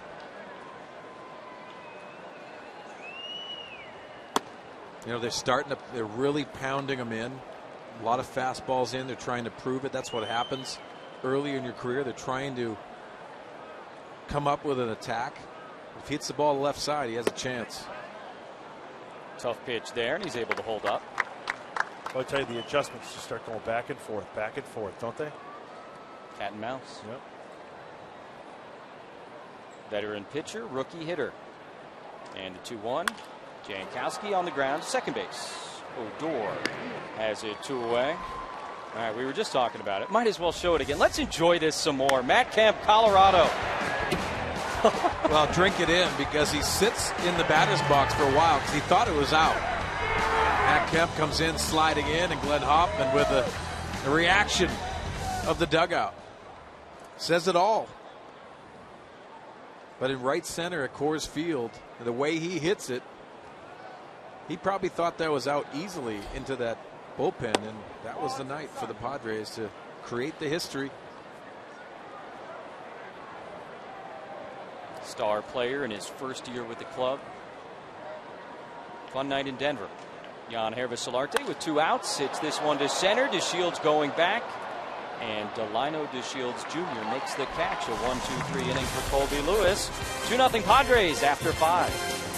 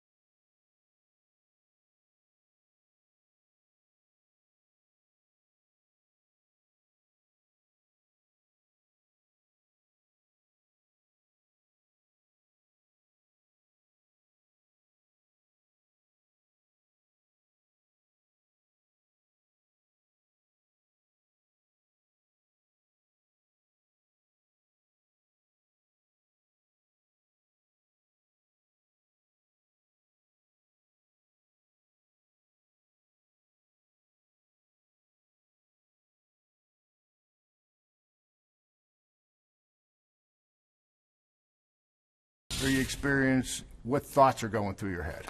Oh, the joy and great thrill of competition, the love of honest, healthy, fair competition. Just steaming toward kickoff. College football is back Thursday, 4 p.m. on Fox Sports 1. Michigan and Utah. Harbaugh is back. Padres and Rangers here at Petco Park as we get ready to begin the top of the 6th inning. It's the top of the order for Texas against Tyson Ross, who has allowed just 2 hits through the first 5 innings. Against a Ranger team that has been playing well, winning a lot of games, hitting the ball well. They come into tonight in position for the 2nd wild card spot in the American League as DeShields bends away from that one. And also the Rangers now just 3 back of the Astros in the Western Division. This was a team nobody was talking about a couple of weeks ago when it comes to the postseason. And now here they are. How dangerous of a postseason team do you think this could be? I think they're very dangerous because you got to worry about the teams that start playing better as the year goes along. Jeff Bannister has done a tremendous job keeping these guys aligned. This is his first year, 29 seasons in the Pittsburgh Pirates organization. From Texas, got an opportunity to manage, and this was a great choice because he's got them in line, and they have pitching. You know, Cole Hamels trade happened. Trying to bunt for a hit. Solarte was in the bare hand, and he got him. DeShields leads the American League with 10 bunt hits this season, not 11. Nice play by Solarte, who was ready for it. Well, you see DeShields, and he shows the bunt early. That helps the third baseman, and Solarte making a move and barehanding this in a perfect transition to make an accurate throw to Yonder Alonso. Nice play by Jan Hervis Solarte. He continues to impress, not only the bare hand, but the accuracy of the throw when his momentum is going towards home plate. Chu takes strike 1. Mentioned it. DeShields has 10 bunt singles. Texas as a team has 35, more than anybody else in baseball. And Mark, they play almost a little bit of a National League style ball at times. A lot of hitters on this team will try to bunt for a base hit. They will hit and run towards the bottom of the lineup. And I think that comes over from Jeff Bannister and his style of the National League, as you mentioned, Mark. He's only a guy you can root for, being in the Pittsburgh Pirate organization for so long and then finally getting a chance to manage at the big league level. Yeah, he's deserved this opportunity, and when he gets it, he's made the most of it. Listen, spring training, your ace goes down, Yu Darvish, to Tommy John surgery. And you have Matt Harrison, who is struggling with his back problems. And also, you know, just injury problems that you're always going to deal with during the season, but early in spring training, he found out he lost his ace. So they shifted focus to 2016. He wouldn't let this team do that. And they're a dangerous club, to answer your question, Jesse. And you guys know timing's everything. With the way they're playing right now, they go into September, they stay hot with the pitching they've got. They believe. You know how crazy things can get. Mark, you've been on teams in that clubhouse and that dugout. Start having some fun and winning some games, and you're coming to the ballpark expecting to win. As we take a look at Ron Fowler and his guest right down there by home plate, going home with a souvenir. Sit with the executive chairman, get a ball. That's nice. Pretty good seats down by the dugout. Go to the Prince. Hit him.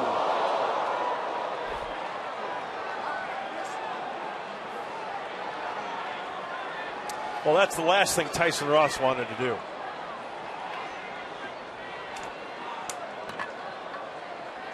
Oh-2 fastball in.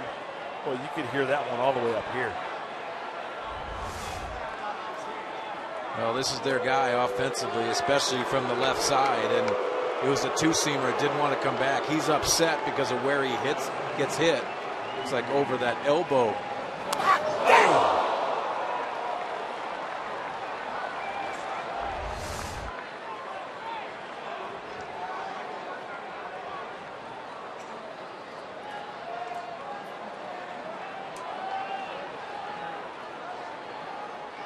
Couldn't have felt good.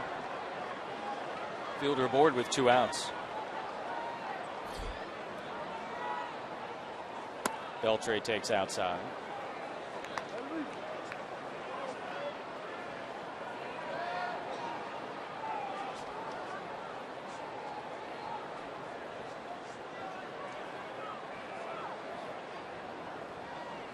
Tying run at the plate for Texas here in the 6th, and a little bit outside. 2-0.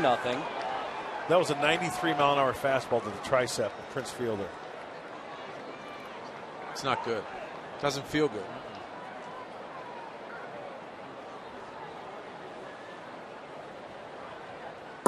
Whatever that tattoo is on his arm, it's getting bigger. Changing color, too. Yeah. We just don't hope Tyson Ross has that in the back of his mind, because that two-seamer and the success he's had, especially coming back against the left-handers, is very important. Everything's been off the plate here. Away to Beltre, and now a strike. 3-1.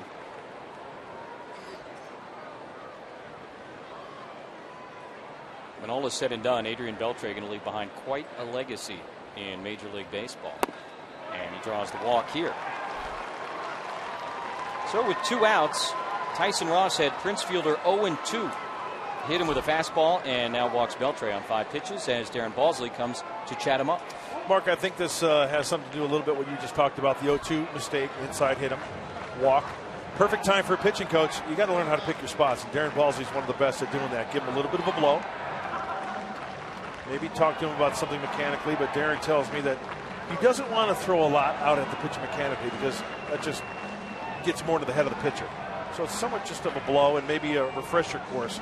Hey, how do you want to go after Odor right here? Yeah, and you know what? Darren Balsley has a great relationship, and he's developed it with Tyson Ross, which I think is so important in these situations when you have to dial him back just a little bit, get him on track, and pick your spots within a lineup. With 2 outs, knowing Beltre can hurt you, not taking anything away from Odor, but this is a situation where if Tyson Ross executes his pitches, he thinks he can get an easier out. Odor, one of the best hitters in baseball since the All-Star break. And he takes outside 1-0. The last slider just didn't get that release point out there, and now it's time for the Cholula flamethrower at 95, Mark Sweeney. What's that? That's hot sauce. That's chili lime hot sauce. Do you know where I can find a fish taco? Jesse, there's a place up on the roof of the Western Metal Building. It's called Rhymus. Ooh, delicious. That one is hit to short. Jerko. And the side is retired. So no harm, no foul after the 2-out hit, batter, and walk. Tyson Ross and the Padres still up 2-0.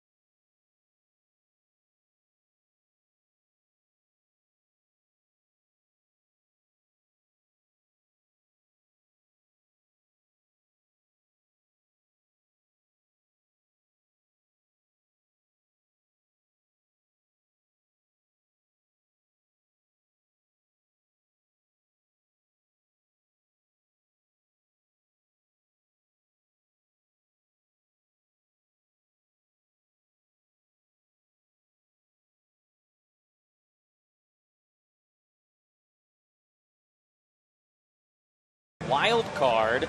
Texas now 3.5 back of the Astros after Houston won today. Texas holding the second wild card spot right now. 1.5 on Minnesota. Rangers have moved ahead in just the last couple of weeks. 4 different teams in the wild card standings. Yeah, and you know what? Mentally, we said this in the pregame show. Mentally, Texas isn't worried about the wild card. When you get them locked in to the right message, you're winning the division first. And that has to be the case, because I know the Houston Astros have been the story the whole year. But I think there's a lot of people that don't believe in the Houston Astros if they're going to go the full distance. Well, you talk too about, getting hot at the right time, and I think now, especially with the 2 wild cards, long gone are the days of the 105-win behemoths, sort of expected to go all the way. It really is about getting hot at the right time. Yeah, too much parity, and which I think is a great thing for baseball. The extra wild card comes into it. And let's be honest, guys. I mean, if you go into the wild card, the Giants proved absolutely you can win the whole thing. It and doesn't Kansas matter. City last year, both World Series teams were wild card teams. Hey, it's just get into the dance. You're going solo, you get into the dance, you never know. By the end of the night, you're with the hottest girl there. And then you win it all. Right? Yeah, then you dance to a band called Scorpion. Into the gap for Alonso. Love the Scorps. Yonder had an RBI single as last time, trying to stretch this one into a double, and he will.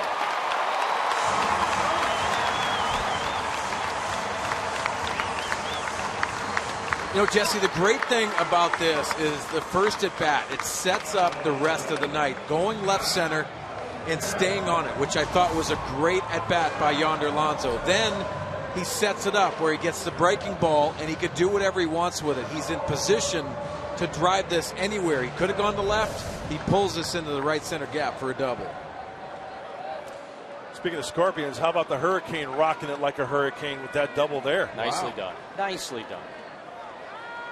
Leadoff 2-bagger, Matt Kemp. RBI double his last time. That brought Alonso home. And he takes ball 1 as Lewis falls behind Kemp as he did Alonso. Let's keep an eye on Lewis this at bat if he falls behind, what he throws. The slider, the changeup, pitching backwards, as Mark Sweeney alluded to earlier, especially with the runner in scoring position.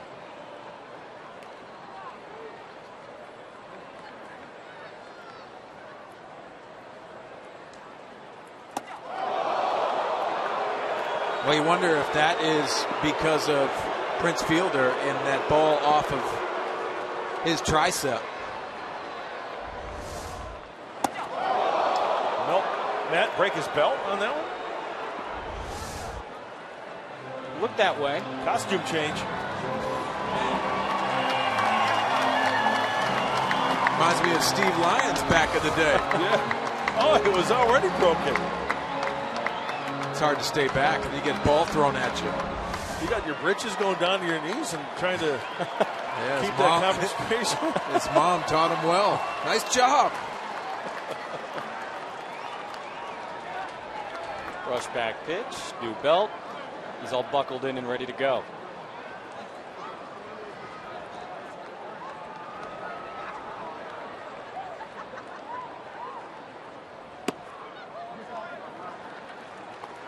Three balls, no strikes now to Matt Kemp as you take a look at the RBI leaders in the National League. And he is in the top 4.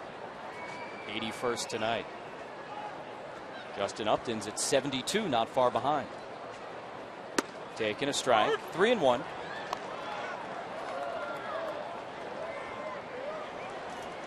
Matt didn't seem too bothered by the pitch up and in. Do you think there was something to that? Well, it'll be interesting to see how this pitch is with a base open. I was just thinking the same thing. Perfect scenario for them, but they're going away. And Matt takes ball 4. First walk of the night issued by Colby Lewis. And that's going to earn him a visit from pitching coach Mike Maddox. Runners on first and second, nobody out, and Justin Upton coming to the plate. I'll bet you $10 he puts his right hand on his shoulder. Left hand on the chest. Oh, he doesn't do it anymore. Mike Maddox always used to put the right hand on the shoulder. Don't touch me. Looks like he's talking defense right there. Maybe who he's got on the comebacker. I owe you $10. We'll probably see that, Jesse. Is that 10 each or 5 each?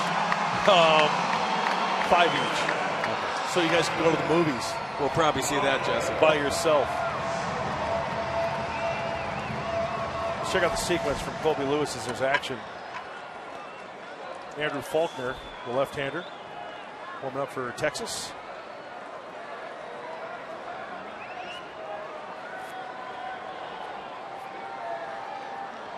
Flew to right his last time. Big spot here as the Pods try and add on. And a slider hitting the outside edge. 0-1 to Justin Upton. As I mentioned earlier, since the first at bat, a lot of sliders. Heavy dose to Justin Upton tonight. Well, if the base runners too, Yonder and Matt Kemp, long fly balls, also being able to tag up and get into scoring position. Justin Upton is thinking one thing and trying to change this game favorably for the San Diego Padres. Did you see Fox tracks on that last pitch? Pitch 1 and 2 identical. Same spot. Hitting your spot. You can't see pitch number 1. It's directly behind pitch number 2. Pitch number 3 was left out. Probably more of the plate than he wanted to get, but Upton fouls it back. 24 home runs this season for Justin Upton.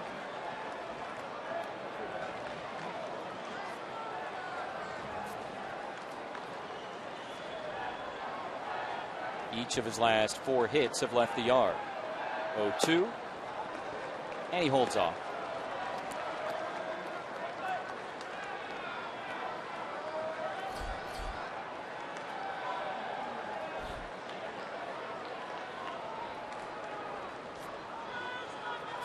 Maddox and Bannister look on. Alonso and Kemp lead, and the 1-2 is hit in the air to right. Chu is going back. He is at the warning track and just a couple of steps in front of the wall. He makes the catch. Yonder tags and ends up at third. And a long fly out for Justin Upton. Runners on the corners, 1 away here in the bottom of the 6th. We're going to go back to the sequence against Justin Upton. Slider, strike 1. Identical pitch, slider, 0-2. Here is a pitch, a fastball, tried to jam him in. Slider taken. Now a quick pitch. He kind of quick pitched him there. Got the slider and just underneath it a little bit for Justin Upton going the opposite way. Nice go around in that at bat. Yeah, and I like the base running too from the San Diego Padres perspective. Yonder Alonso with no outs tagging at second base. And Matt Kemp going all the way to second base in case Chu doesn't make that play. It sets it up easier for Jed Jerko. First and third, 1 away. Jed's hit the ball in the air twice tonight. It's flown to right and to center. Another one of those would probably add to the lead. Let's go back to Yonder Alonso at second base. He sees the ball off the bat and immediately goes back. He's surveying it, goes back and has to tag. He has to be on third base. But Matt Kemp, not in that screen, was all the way getting ready to advance, because if that goes off the wall, Yonder Alonso scores and Matt Kemp's at third base.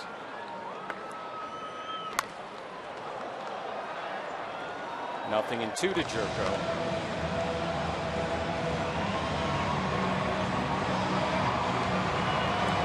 Jed was hitting .210 when he got sent down to AAA El Paso to work on some things, brought the average up. Had a nice road trip. 2-homer game in Washington last Tuesday night.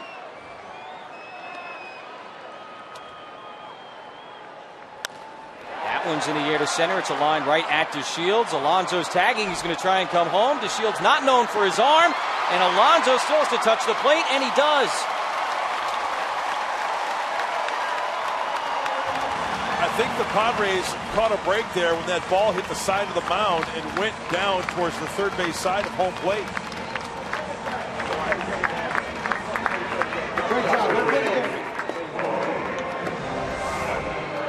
Watch as this ball is caught by DeShields. Everybody's lining up. Here comes at you. Watch this ball. Hit the mound, go to the left a little bit. Not the prettiest slide, but he's safe. Yeah, get the Gymboree mats out for Yonder Alonso. Hey, you know what? Honestly, I'm glad he didn't get hurt. You listen, you got to be careful of that, because the catcher, it took him into that, trying to block that ball. He tries to get around, and I thought that was good. Good play by Yonder Alonso, immediately going back to tag home plate. Spangenberg was encouraging him to do so, and now he's at the plate. Texas, by the way, just appealed at third. See if Yonder left early. He did not. So 3-0. Runner on first, 2 outs. And Spangenberg swings through that fastball, 0-1. Mark, you make a good point. As an on-deck hitter, you can be a big part of the ball game. Yes. Explain why. Well, you have to be out there and be in the vision of the base runner and direct him where to slide, where the ball is coming, because you can be an aid, which I think is very important. Not a bad situation for Matt Kemp here, too, as Lewis checks in on him.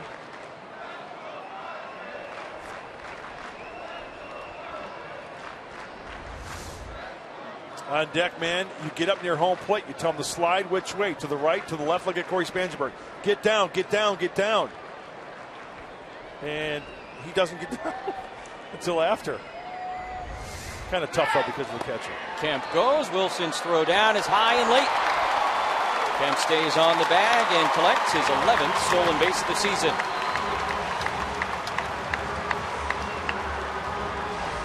Perfect opportunity, and Matt Kemp gets a nice jump.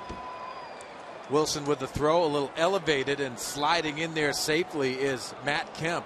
Watch, see if his foot comes up out. This is why, as an infielder, sees the momentum going. Oh, he comes off a little bit. Yeah, and if you're a middle infielder, keep applying the tag, especially with this replay system. So many times you see that middle infielder, he'll slap the tag on and show the umpire. That does not mean anything anymore. And you know what, Mark? You stay on that runner, you can apply a little pressure, too. Of course. The old Kent Herbeck. Yes. Gamesmanship. You had to bring that up, didn't you? I was in the dugout for that one. The Atlanta dugout. Yeah. Yeah. Ron Gant. Yeah.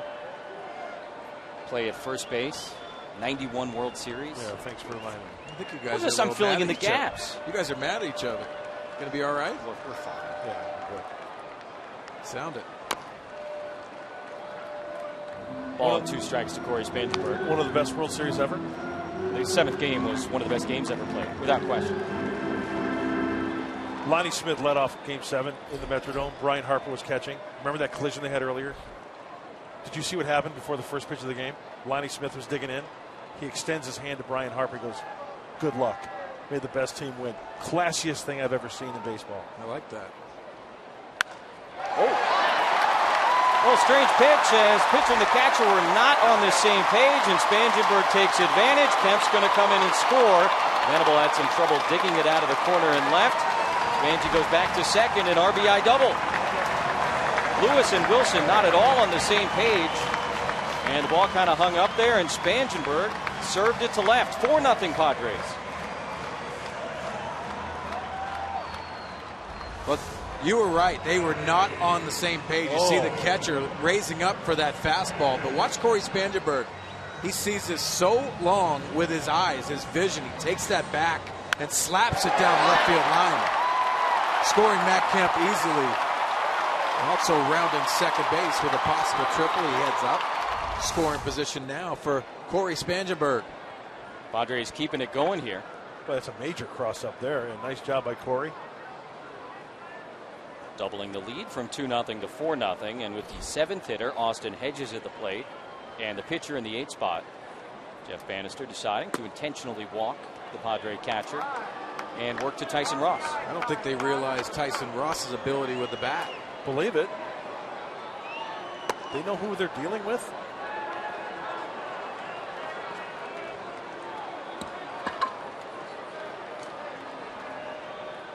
Okay, here's a rule in baseball. Do you like this rule where you throw the 4 wide ones, or you just, as you say, go ahead? Yeah, you got to throw it. I agree.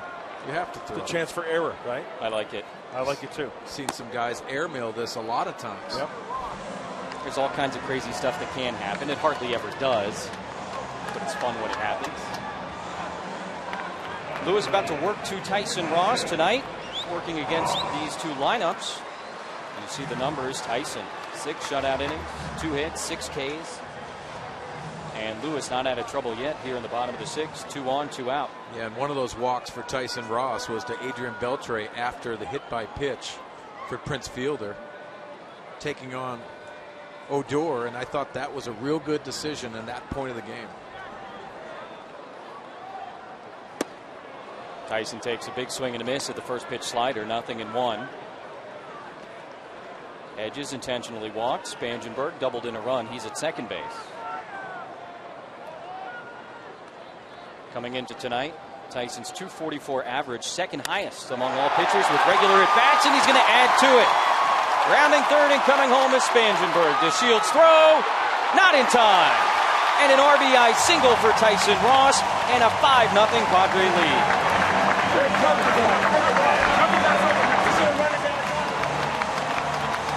You know who you're dealing with.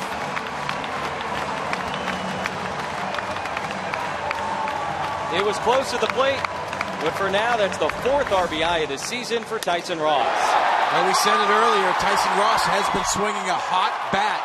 .244 coming into today, and a nice slide by Corey Spangenberg. Watch his front foot, and he keeps it down, and he spikes it right in the top corner, which was really important. And credit the home plate umpire, Sam Holbrook, being in that spot and making that call. You know what? He left the lane as soon as he got the ball. He went in front of home plate. And Mark, like you said, I think the momentum of Corey Spangenberg gets the shin guard, the left shin guard, as he blocks it. But he catches home plate before the tag was applied. Yeah, and you got to remember, too, you can't move until you receive the ball. I thought Wilson did that as well, if you take a look at that replay. Yeah, Wilson certainly following the rules, giving a lane until he's got the ball, but I'm with you. Spangenberg certainly looks to get the foot on the plate. Yep. And he's kind of flying blind, right? Wilson, he knows he's trying to slide over and block the plate, but he didn't quite know where he was. You think about it, Jesse, so many times that they get with the left foot forward, that right leg is underneath that left foot. It raises it up just a little bit. And in this situation, Corey doesn't do that. That's a perfect slide into home plate. Wilson dropped the leg. Spangenberg slid right into it. But he certainly appeared to get a good piece of home plate. And Tyson Ross, after the intentional walk to Austin Hedges, comes up with another hit. .250 average now for Tyson Ross. Oh, here we go. The jury's out. The jury's in. Rangers lose the challenge. 5-0 Padres, and that's going to be all for Colby Lewis. Win number 15 will not come tonight for the Texas starter.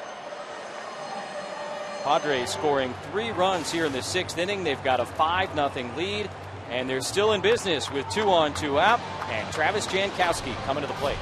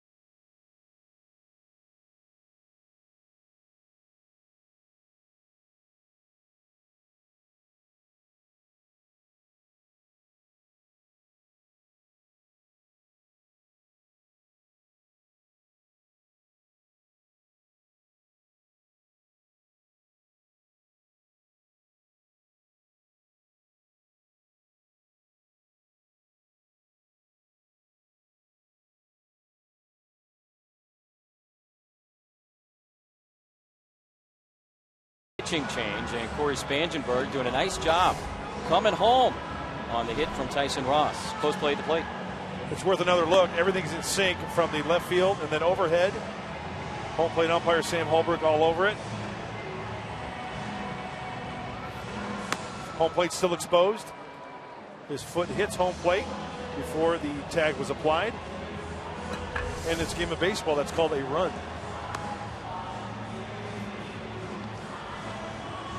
Spangy scores, And Andrew Faulkner in for Texas to make his big league debut.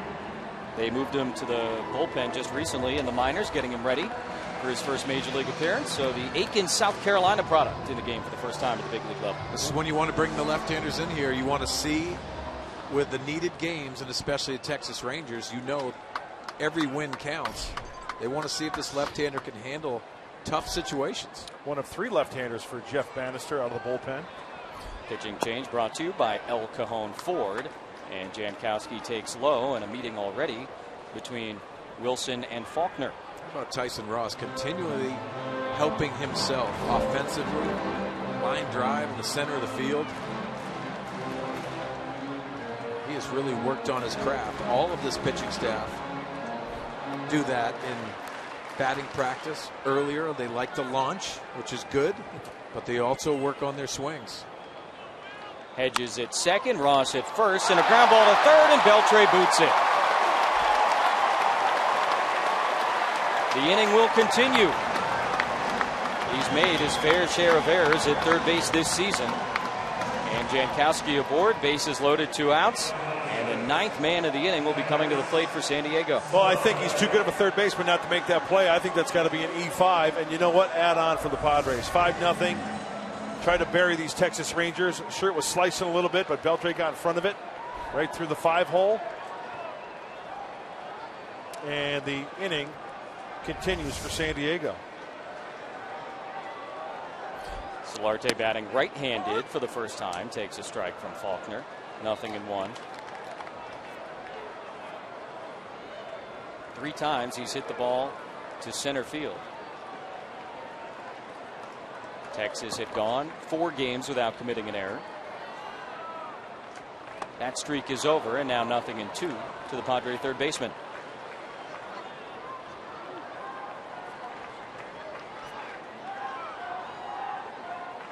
Three for 6 on the season with the sacks full.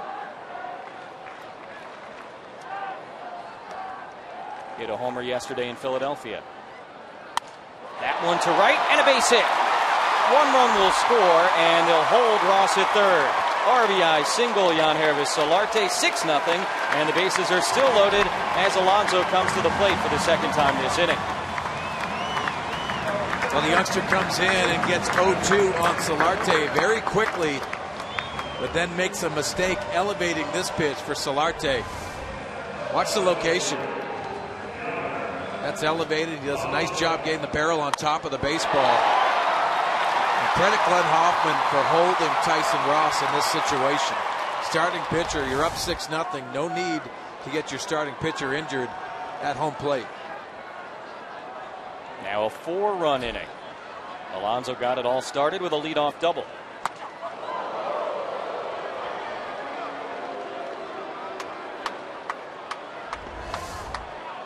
See Solarte working his hands inside very nicely. It's good to see him from the right side. So many times we talk about how different it is from both left and right. Did you ever think about switch hitting, Mark? I did not. I thought that was really hard. You think about it, you can't. It's not a mirror image of you, both left and right. You never see guys that do the similar thing, and it's very difficult to work on your craft from one side. It's usually more righties going to lefty, right, rather than lefties going to righty. Yeah, typically it is. I remember Jeff Blum went to Cal on a scholarship, straight right-handed hitter. Coach said, "Guess what? You're going to switch hit." He goes, "Coach, are you kidding me? I'm not going to do it." "Well, you know what? You lose your scholarship." "Okay." Well, you think of good ones. JT Snow, very good left-handed, right-handed, not as good. He scrapped it. They asked him to let it go. Did Shane Victorino scrap it as well? I think he did for a little bit of time. Also, Pablo Sandoval did it for a little bit this year in Boston with his struggles. Luis Castillo at one point gave up on it for a little bit. It happens. Solarte has stuck with it. He's gotten better and better from the right side all season. 2-2, and Alonso might have broken the bat, sends it back to Faulkner. Padres, though, bring the sound and the fury here in the 6th. 4 runs against Lewis and Faulkner, and they have extended the lead 6-0 after 6.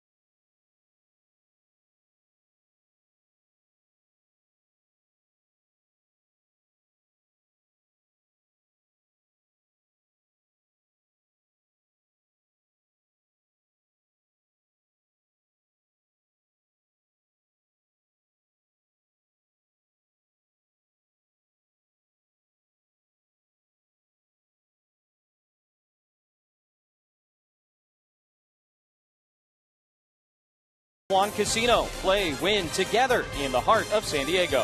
And by your San Diego Lexus dealer.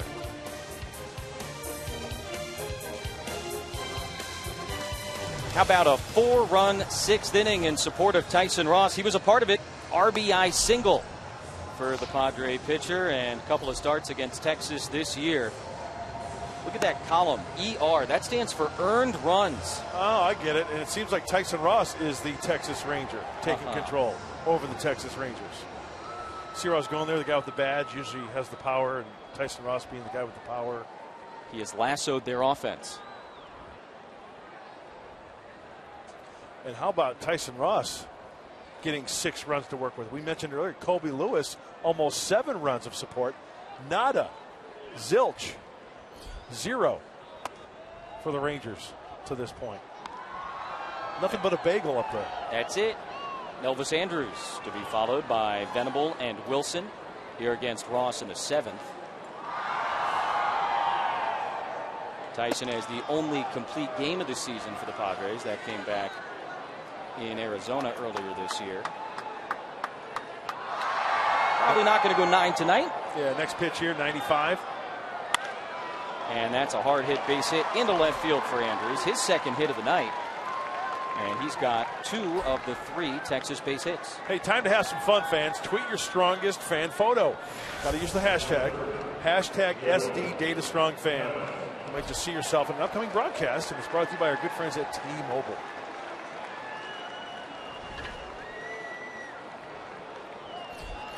Bud Norris getting going out in the bullpen.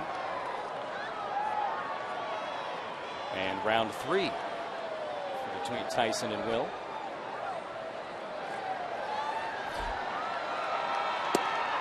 Inside, ball 1.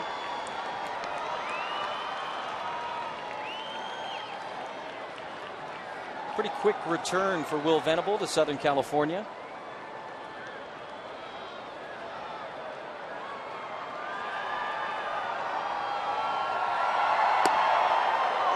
Nice pitch, fastball at the knees from Ross, 1-1.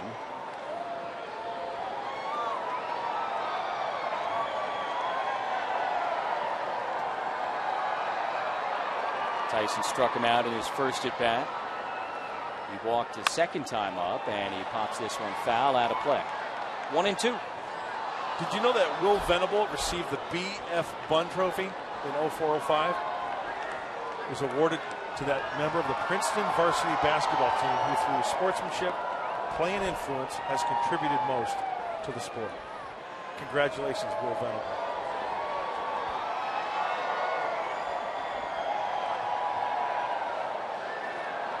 No surprise there. A sportsmanship award, a community award. Will did everything when he was here in town. He majored in anthropology. At Princeton. It's an Ivy League education right there. That's like Indiana Jones stuff, isn't it? That's archaeology. Archaeology. What's anthropology? It's a store, isn't it?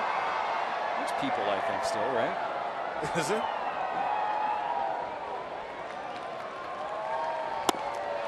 Just a little bit low from Tyson Ross.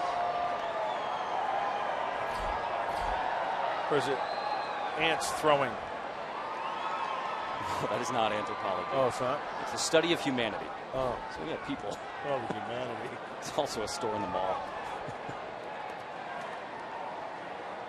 See those pitches there, trying to pound him in. Middle in to Will Venable.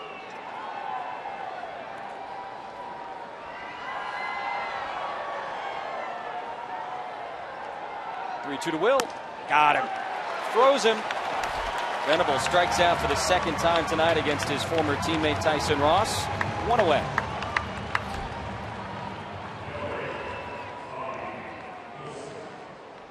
A closed captioning tonight is brought to you by Wiener Schnitzel.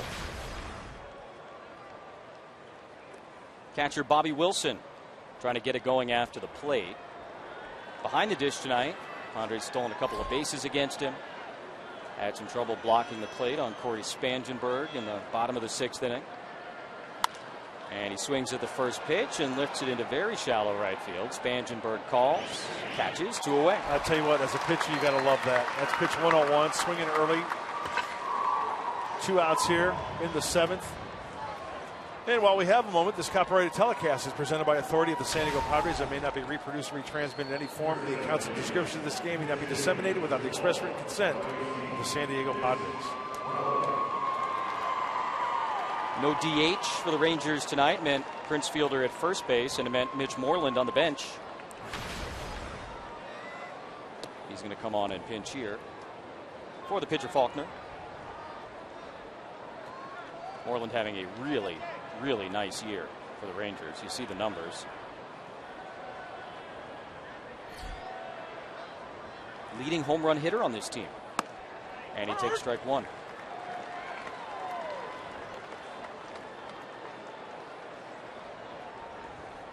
Only Prince Fielder has a higher batting average.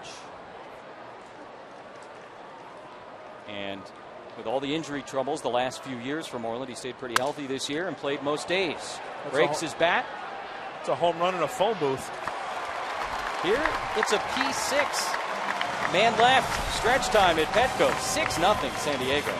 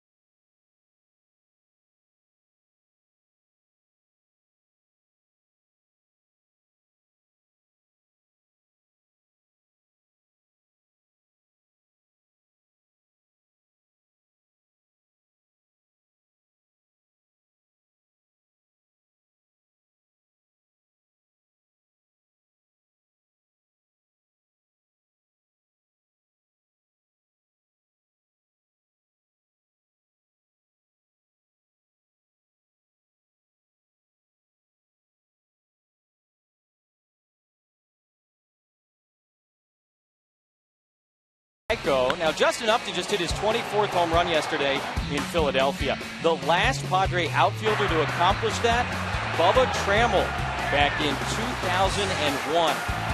Think about that. 14 years since an outfielder has hit that many home runs. Justin Upton does it here in 2015. He's got another, 31 games? Hopefully he shatters that. To the total, yeah. Padres in control as we begin the bottom of the seventh, and the lefty, Sam Freeman, on for the 47th time this season to face three right-handed batters, and that's no accident. It is no accident, because when you look at the numbers here, the righty's only hitting 164, and what that tells me, he's a three-pitch pitcher, a fastball, a changeup, and a slider. And when you have a lefty throwing changeups to righties, it's down and away, hence the good numbers. Padres box score, pretty much everybody getting in on the act. Tyson Ross driving in another run. He's got the batting average up to 250 this season. A couple of hits for Yonder Alonso and for Corey Spangenberg. Jankowski back on the ledger. 2 thumbs up for Tyson Ross and the Padres so far tonight. Kemp, Upton, and Jerko, and Freeman delivers. Strike one at 95. You dial the radar gun back up. Yeah, he can get up about 96.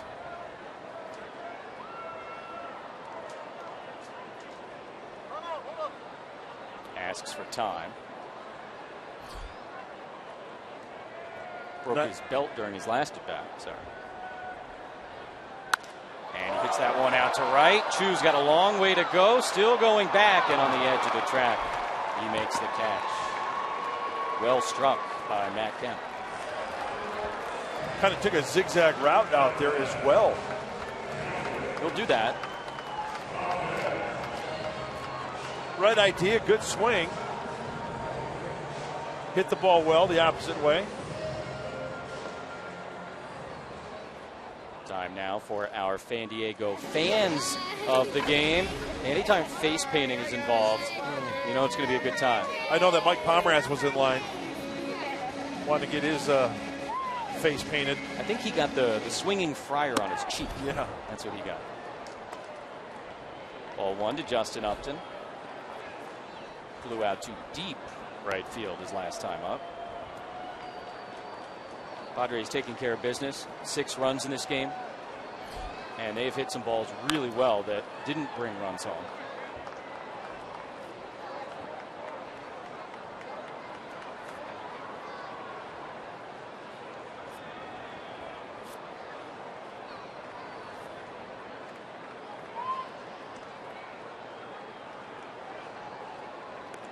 Justin struck out his first at bat and flew to Chu in each of the last 2, and another towards Chu. He's got a long way to go again, coming over towards the line. Not going to get there, and he kicks it off the wall.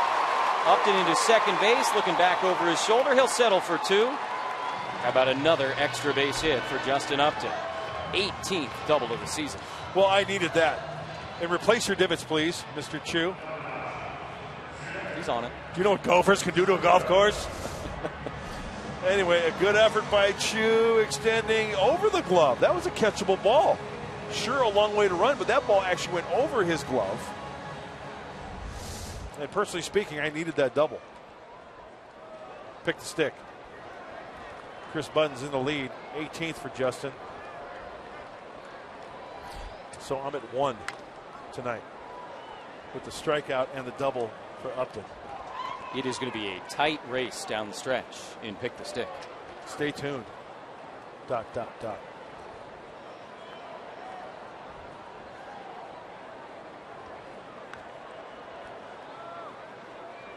No balls and a strike to Jed, who had a sac fly his last time up.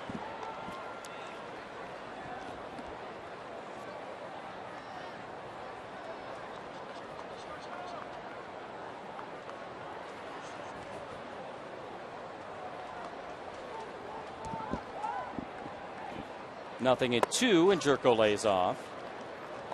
1 ball and 2 strikes.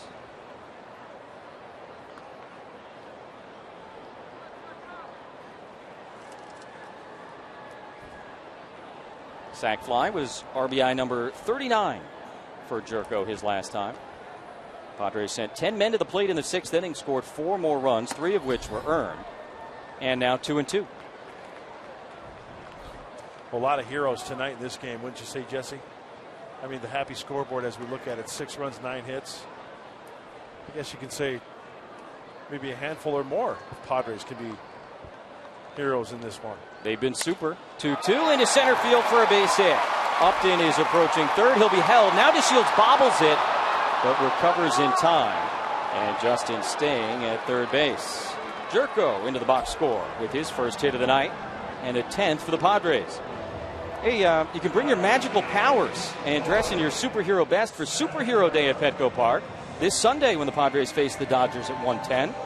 Take your picture with superhero characters, enjoy Kids Fest before the game, and the first 500 fans who purchase tickets will receive a Padres superhero mask. Those tickets, those special tickets, only at Padres.com/superhero. That's where you've got to get those tickets. You can't just get any. You got to get Padres.com/superhero, the tickets there, and then you get the mask. Superman's my guy. You can't go wrong with Clark Kent. He's invincible. He's unbelievable. Unless you get the kryptonite. When you can reverse the rotation of the Earth, dude, that's... Sure. Yeah, no. It's hard to argue with. That's pretty sick. I'm a Batman guy myself, but I see the merits of Superman.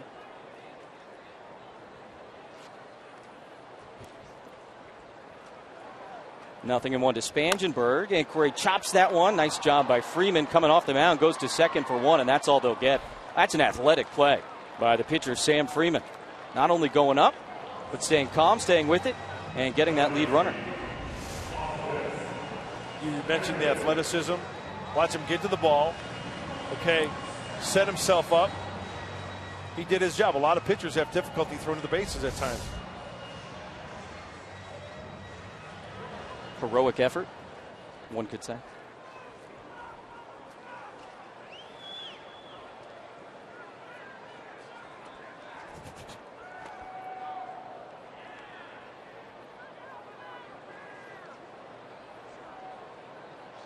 Two on, two out for Austin Hedges. Now, isn't Superman the only superhero who was born Superman and then went to Clark Kent as a person? All the other superheroes were people before they went superhero, correct? That's a good point. I never thought of it that way. I but think you're that's right. I think that's. Yeah, because he was born on Krypton. That's right. And then he came.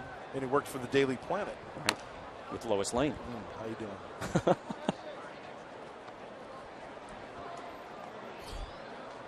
You see a lot of people wearing masks on Sunday if they get their tickets at Padres.com/superhero. Gallardo and Cashner tomorrow. Another good year for Giovanni. Anybody can be a superhero, right? Sure. Hedges. Back to Freeman again. A couple nice assists for the Texas pitcher here in this inning. Padres leave a couple here in the 7th, and we'll go to the 8th inning. San Diego with a big lead at Petco Park.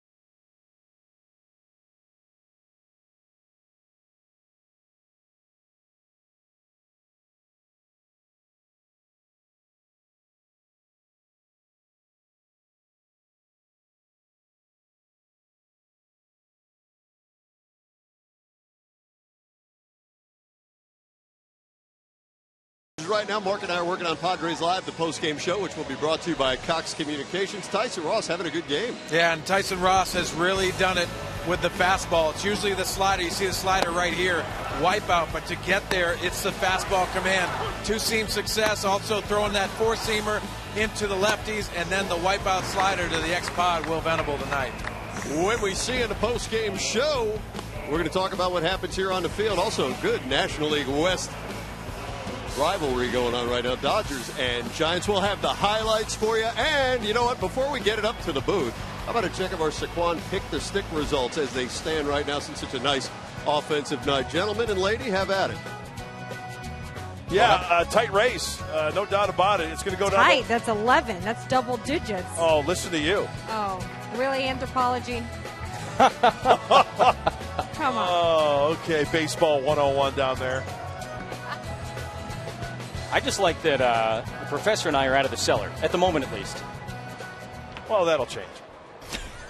Nice night for Matt Kemp. Big night, though. Chris Budden, 6 points. Who did Chris Budden have? Yonder Alonso? She did. Bud Norris in to pitch. Delino DeShields Jr. in the top of the order for Texas. 10th appearance for Bud since he came over from Baltimore.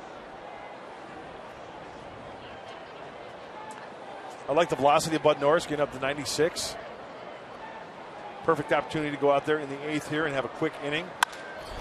Hard ground ball right to the new shortstop. That's Clint Barmas, and he makes the play. One away here in the 8th inning. Hey, earlier tonight we asked you to tweet your photos, and here we go. We have selected the Data Strong fan photo of the game. Remember, you can tweet yours to hashtag SD Data Strong Fan for a chance to be featured in an upcoming broadcast brought to you by T-Mobile. Juan. See Barmas into the game at a double switch. He'll be in the pitcher's spot, number 8. Jerko slides over to second, and Pitcher will hit in Corey Spangenberg's spot. He is out of the game. So Norris with a quick first out, and here is Chu 0 for 3 with a strikeout. Apparently a little bit inside as Norris humps it up to 96 miles per hour. I like it. This is just a perfect opportunity for Bud Norris to go out there and pound the strike zone. I'm not saying just right down the middle, but his chance to hit the outer third with regularity. Bounce that breaking ball when he's ahead. Nice. Backhand for Barmes this time, and quickly 2 gone. Nothing like coming to a game like this and having a quick inning. Get a good workout in with a 6-0 lead.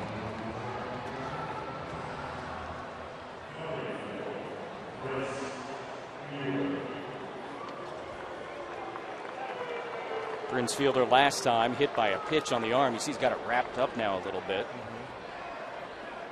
He took his time going down to first base, and some of the fans here at Petco, crowd of over 19,000, a little boo. Had to hurt though.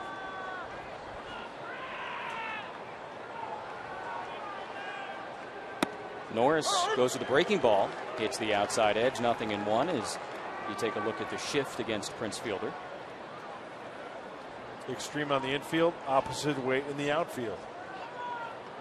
That means when pitchers are down and away, he tries to hook that ball, hence the ground ball, and 3 men on the right side. Up and away, he'll hit it to the opposite field in the air. Close pitch, 1-1. Padres got a pair of runs in the third. They added on 4 more in the 6th. They're out hitting Texas tonight 10-3. Great start from Tyson Ross, who's in line to get his 10th win of the year. Wow. I don't think earlier in the game Sam Holbrook was calling those pitches off the plate like that. Do you? Zone may have expanded a little bit here. Starting to swell a little bit.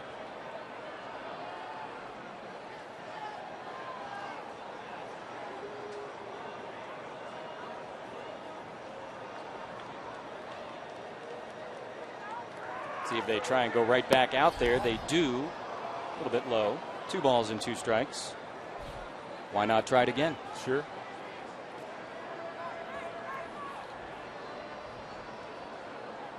Chu, by the way, now 0 for 4. He had reached base in every single game that he had started since the All-Star break. 34 games. Yep. That is in major jeopardy tonight. And on the shift, Solarte. Oh! How about Yangervis Solarte? How about the pick over at first base? All the way around. Came out of the glove, flipped it to himself, and Yonder does the rest. Solarte making the best of a tough situation.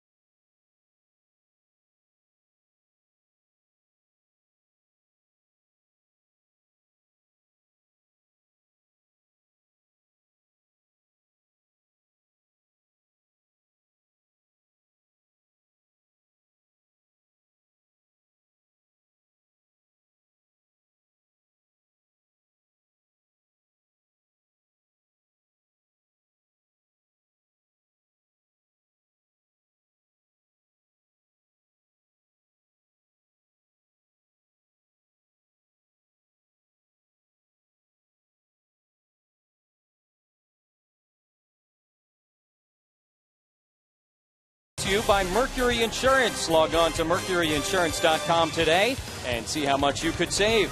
And by Petco. What we feed them matters. Padres with a big lead as we go to the bottom of the 8th, and a former Friar, Anthony Bass, on to pitch. His 30th game for Anthony Bass in the innings. Almost 60 innings, 18 walks. You know, that was one of the issues when Anthony was a Padre. A little erratic. Lefty's hitting 290, righties at 259.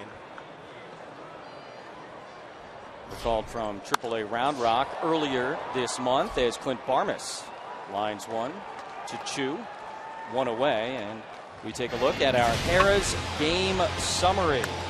Jed Jerko coming up for the Padres. That's a sacrifice fly in the 6th inning to make it 3-0.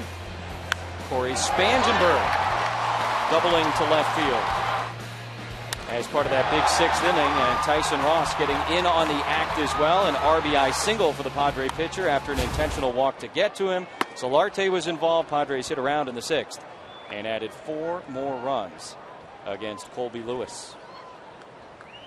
One out for Travis Jankowski. And he takes high outside, ball 2. Jankowski singled his first time up, stole a base, scored a run. Reached on an error his last time. Pass delivers, and that one's down the right field line. Should be extra bases. Jankowski rounding first. He's got the wheels. He's at second. He's thinking 3, and he will make it to third base standing up. First extra base hit of Travis Jankowski's career is a stand-up triple, and how fitting is that?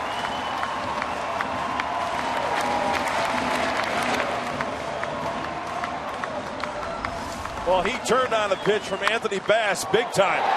Diving is Prince Fielder. He still hasn't gotten up. And by the time he gets up, Travis Jankowski is rounding second base for the triple. Run, Forrest, run!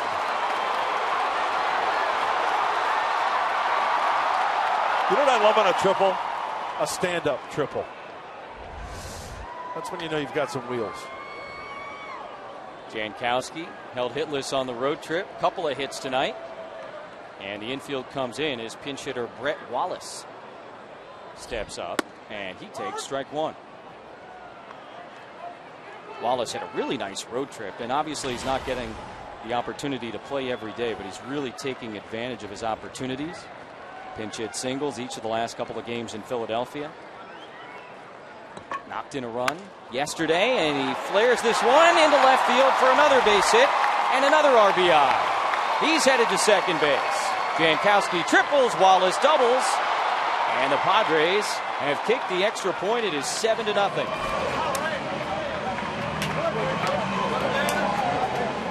Brett Wallace is unbelievable. Pinch hitter extraordinaire. Bass tries to throw the two-seamer. He fights it off. And it's elevated just over the head of Beltre, and everybody's off and running.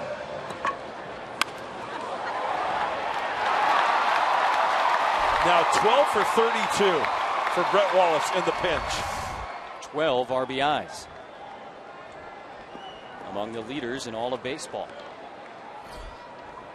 He's at second base, 1 out, and Alonso takes in the dirt. Yonder with a couple of hits tonight. And there you go. Pinch hit RBIs this season. Jeff Francoeur of the Phillies. Just saw him.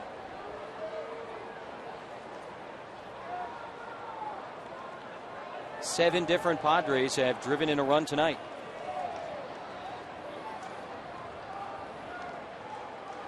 Everybody have fun tonight. Everybody Wang Chung tonight. How about yesterday? Everybody Beatles. got in on it. Yeah. Oh, I thought you meant yesterday Beatles, but go ahead. I understand. And against Philadelphia, 11 of the 13 position players on the roster reached base yesterday. Keep it going. Stay hot. They have. 9 runs against Philly yesterday afternoon. No jet lag here tonight as Alonso rolls that one to Fielder, flip to Bass, 2 away. Wallace at third. Yesterday, all my trouble seemed so far away. Beatles. Another AB for Matt Kemp. Runner on third, 2 outs.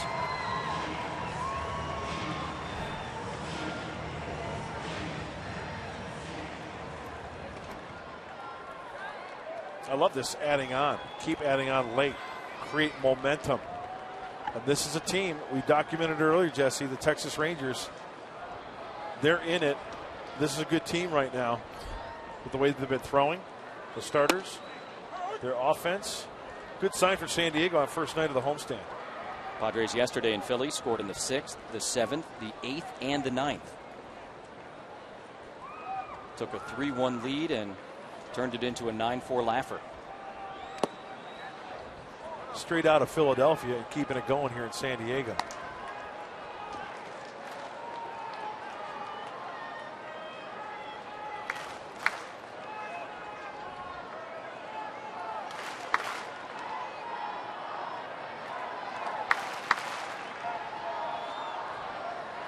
One to Kemp. 2 balls and a strike. Bud Norris probably going to come in and pitch the 9th inning. At a 1-2-3-8. Nobody up in the Padre bullpen. And how nice is that? Yes. Be able to use maybe just one relief pitcher tonight. On the ground to third base, that is a fair ball. And Beltre throws out Kemp for the 3rd out here in the 8th, but the Padres add on again. They lead 7-0 as we go to the 9th.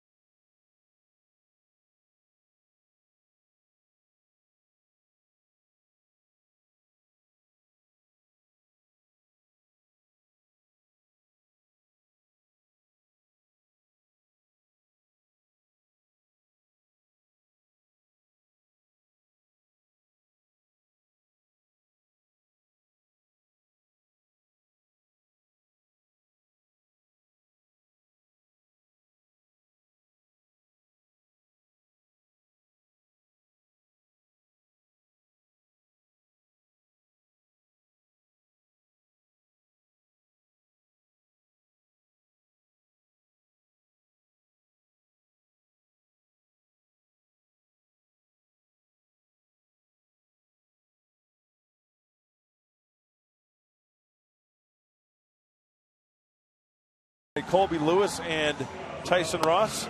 You know, this is a reversal, Jesse. Tonight, Colby Lewis not getting the love, the 7 runs that he's been getting over the course of the year. And the offense coming through for Tyson Ross. So everybody out in the offensive tonight. And the right field mission getting into it as well. They're loving the scoreboard. But Norris going to try and finish this one off after the 1-2-3-8 inning.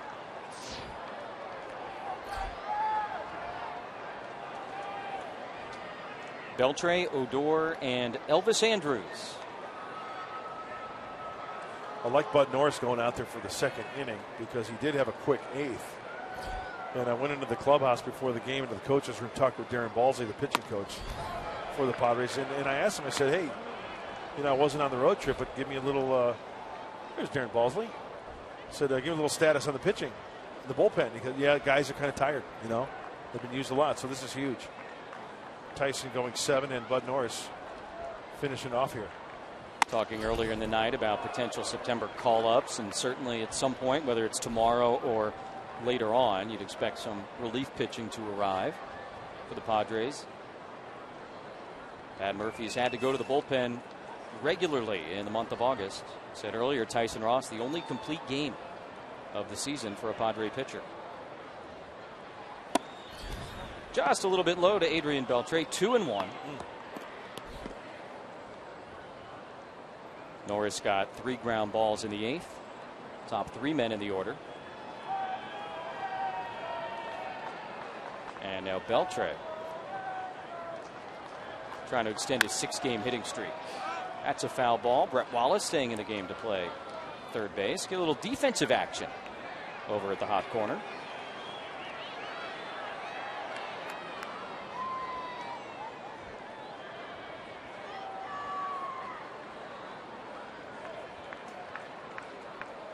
Beltre now 408 career home runs.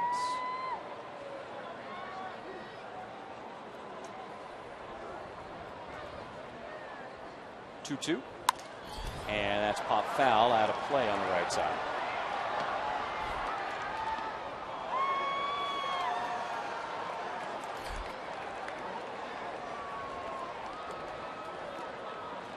It's a big piece of cheese right there. Waxing or waning?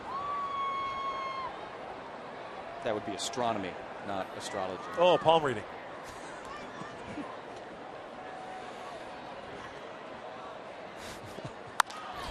Popped up. Shallow right field. Matt Kemp takes control, makes the catch. One away.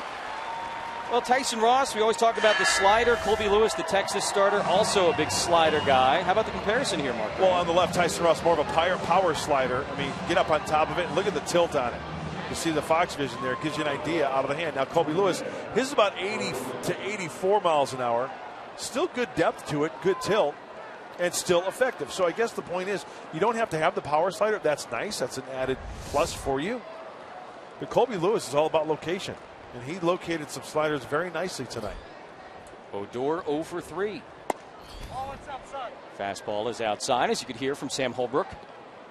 I like when the home plate umpire tells you why it's a ball. I do too. Just gives you an idea of what he's thinking. Tyson Ross, Bud Norris trying to shut out the hottest offense in baseball. Rangers hitting .281 since the All-Star break. As a team, a .281 average. Tonight, 3 hits.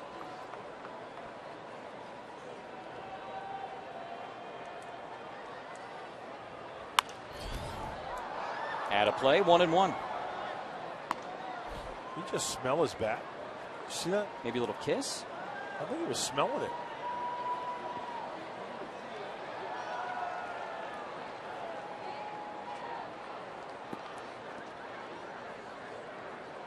Odor, the youngest player in the major leagues last season, played as a 20-year-old.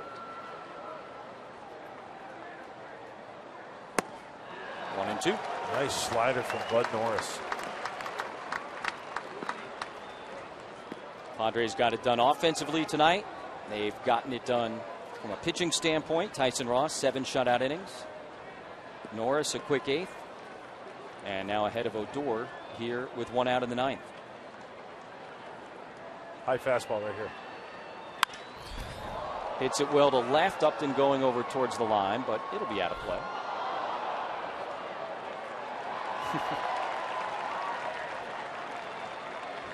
That's awesome. That's great. He will sacrifice the sore hand for a souvenir. You betcha.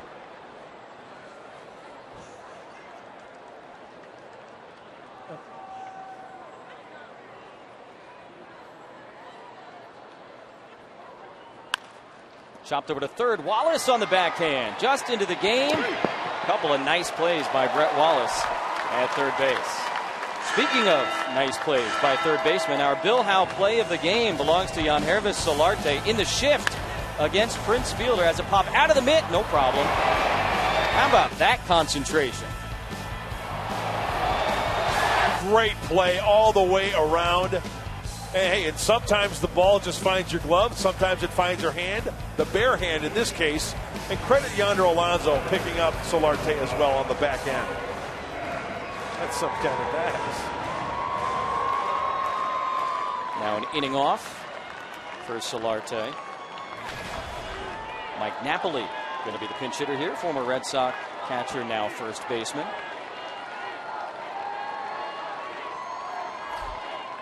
He swings and misses. Strike 1.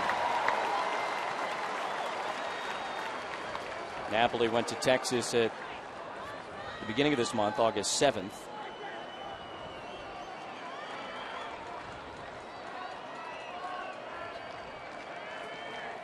Eight hits in his first 12 games as a Ranger.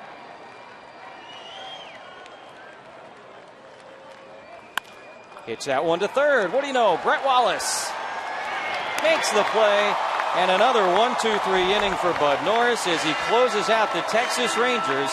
And the Padres win it 7-0, their 5th shutout victory of the season. They defeated the Rangers 3 times in 4 games with 2 more to go. Mike Pomerantz has Padres Live, the post-game show. What do you got, Mike?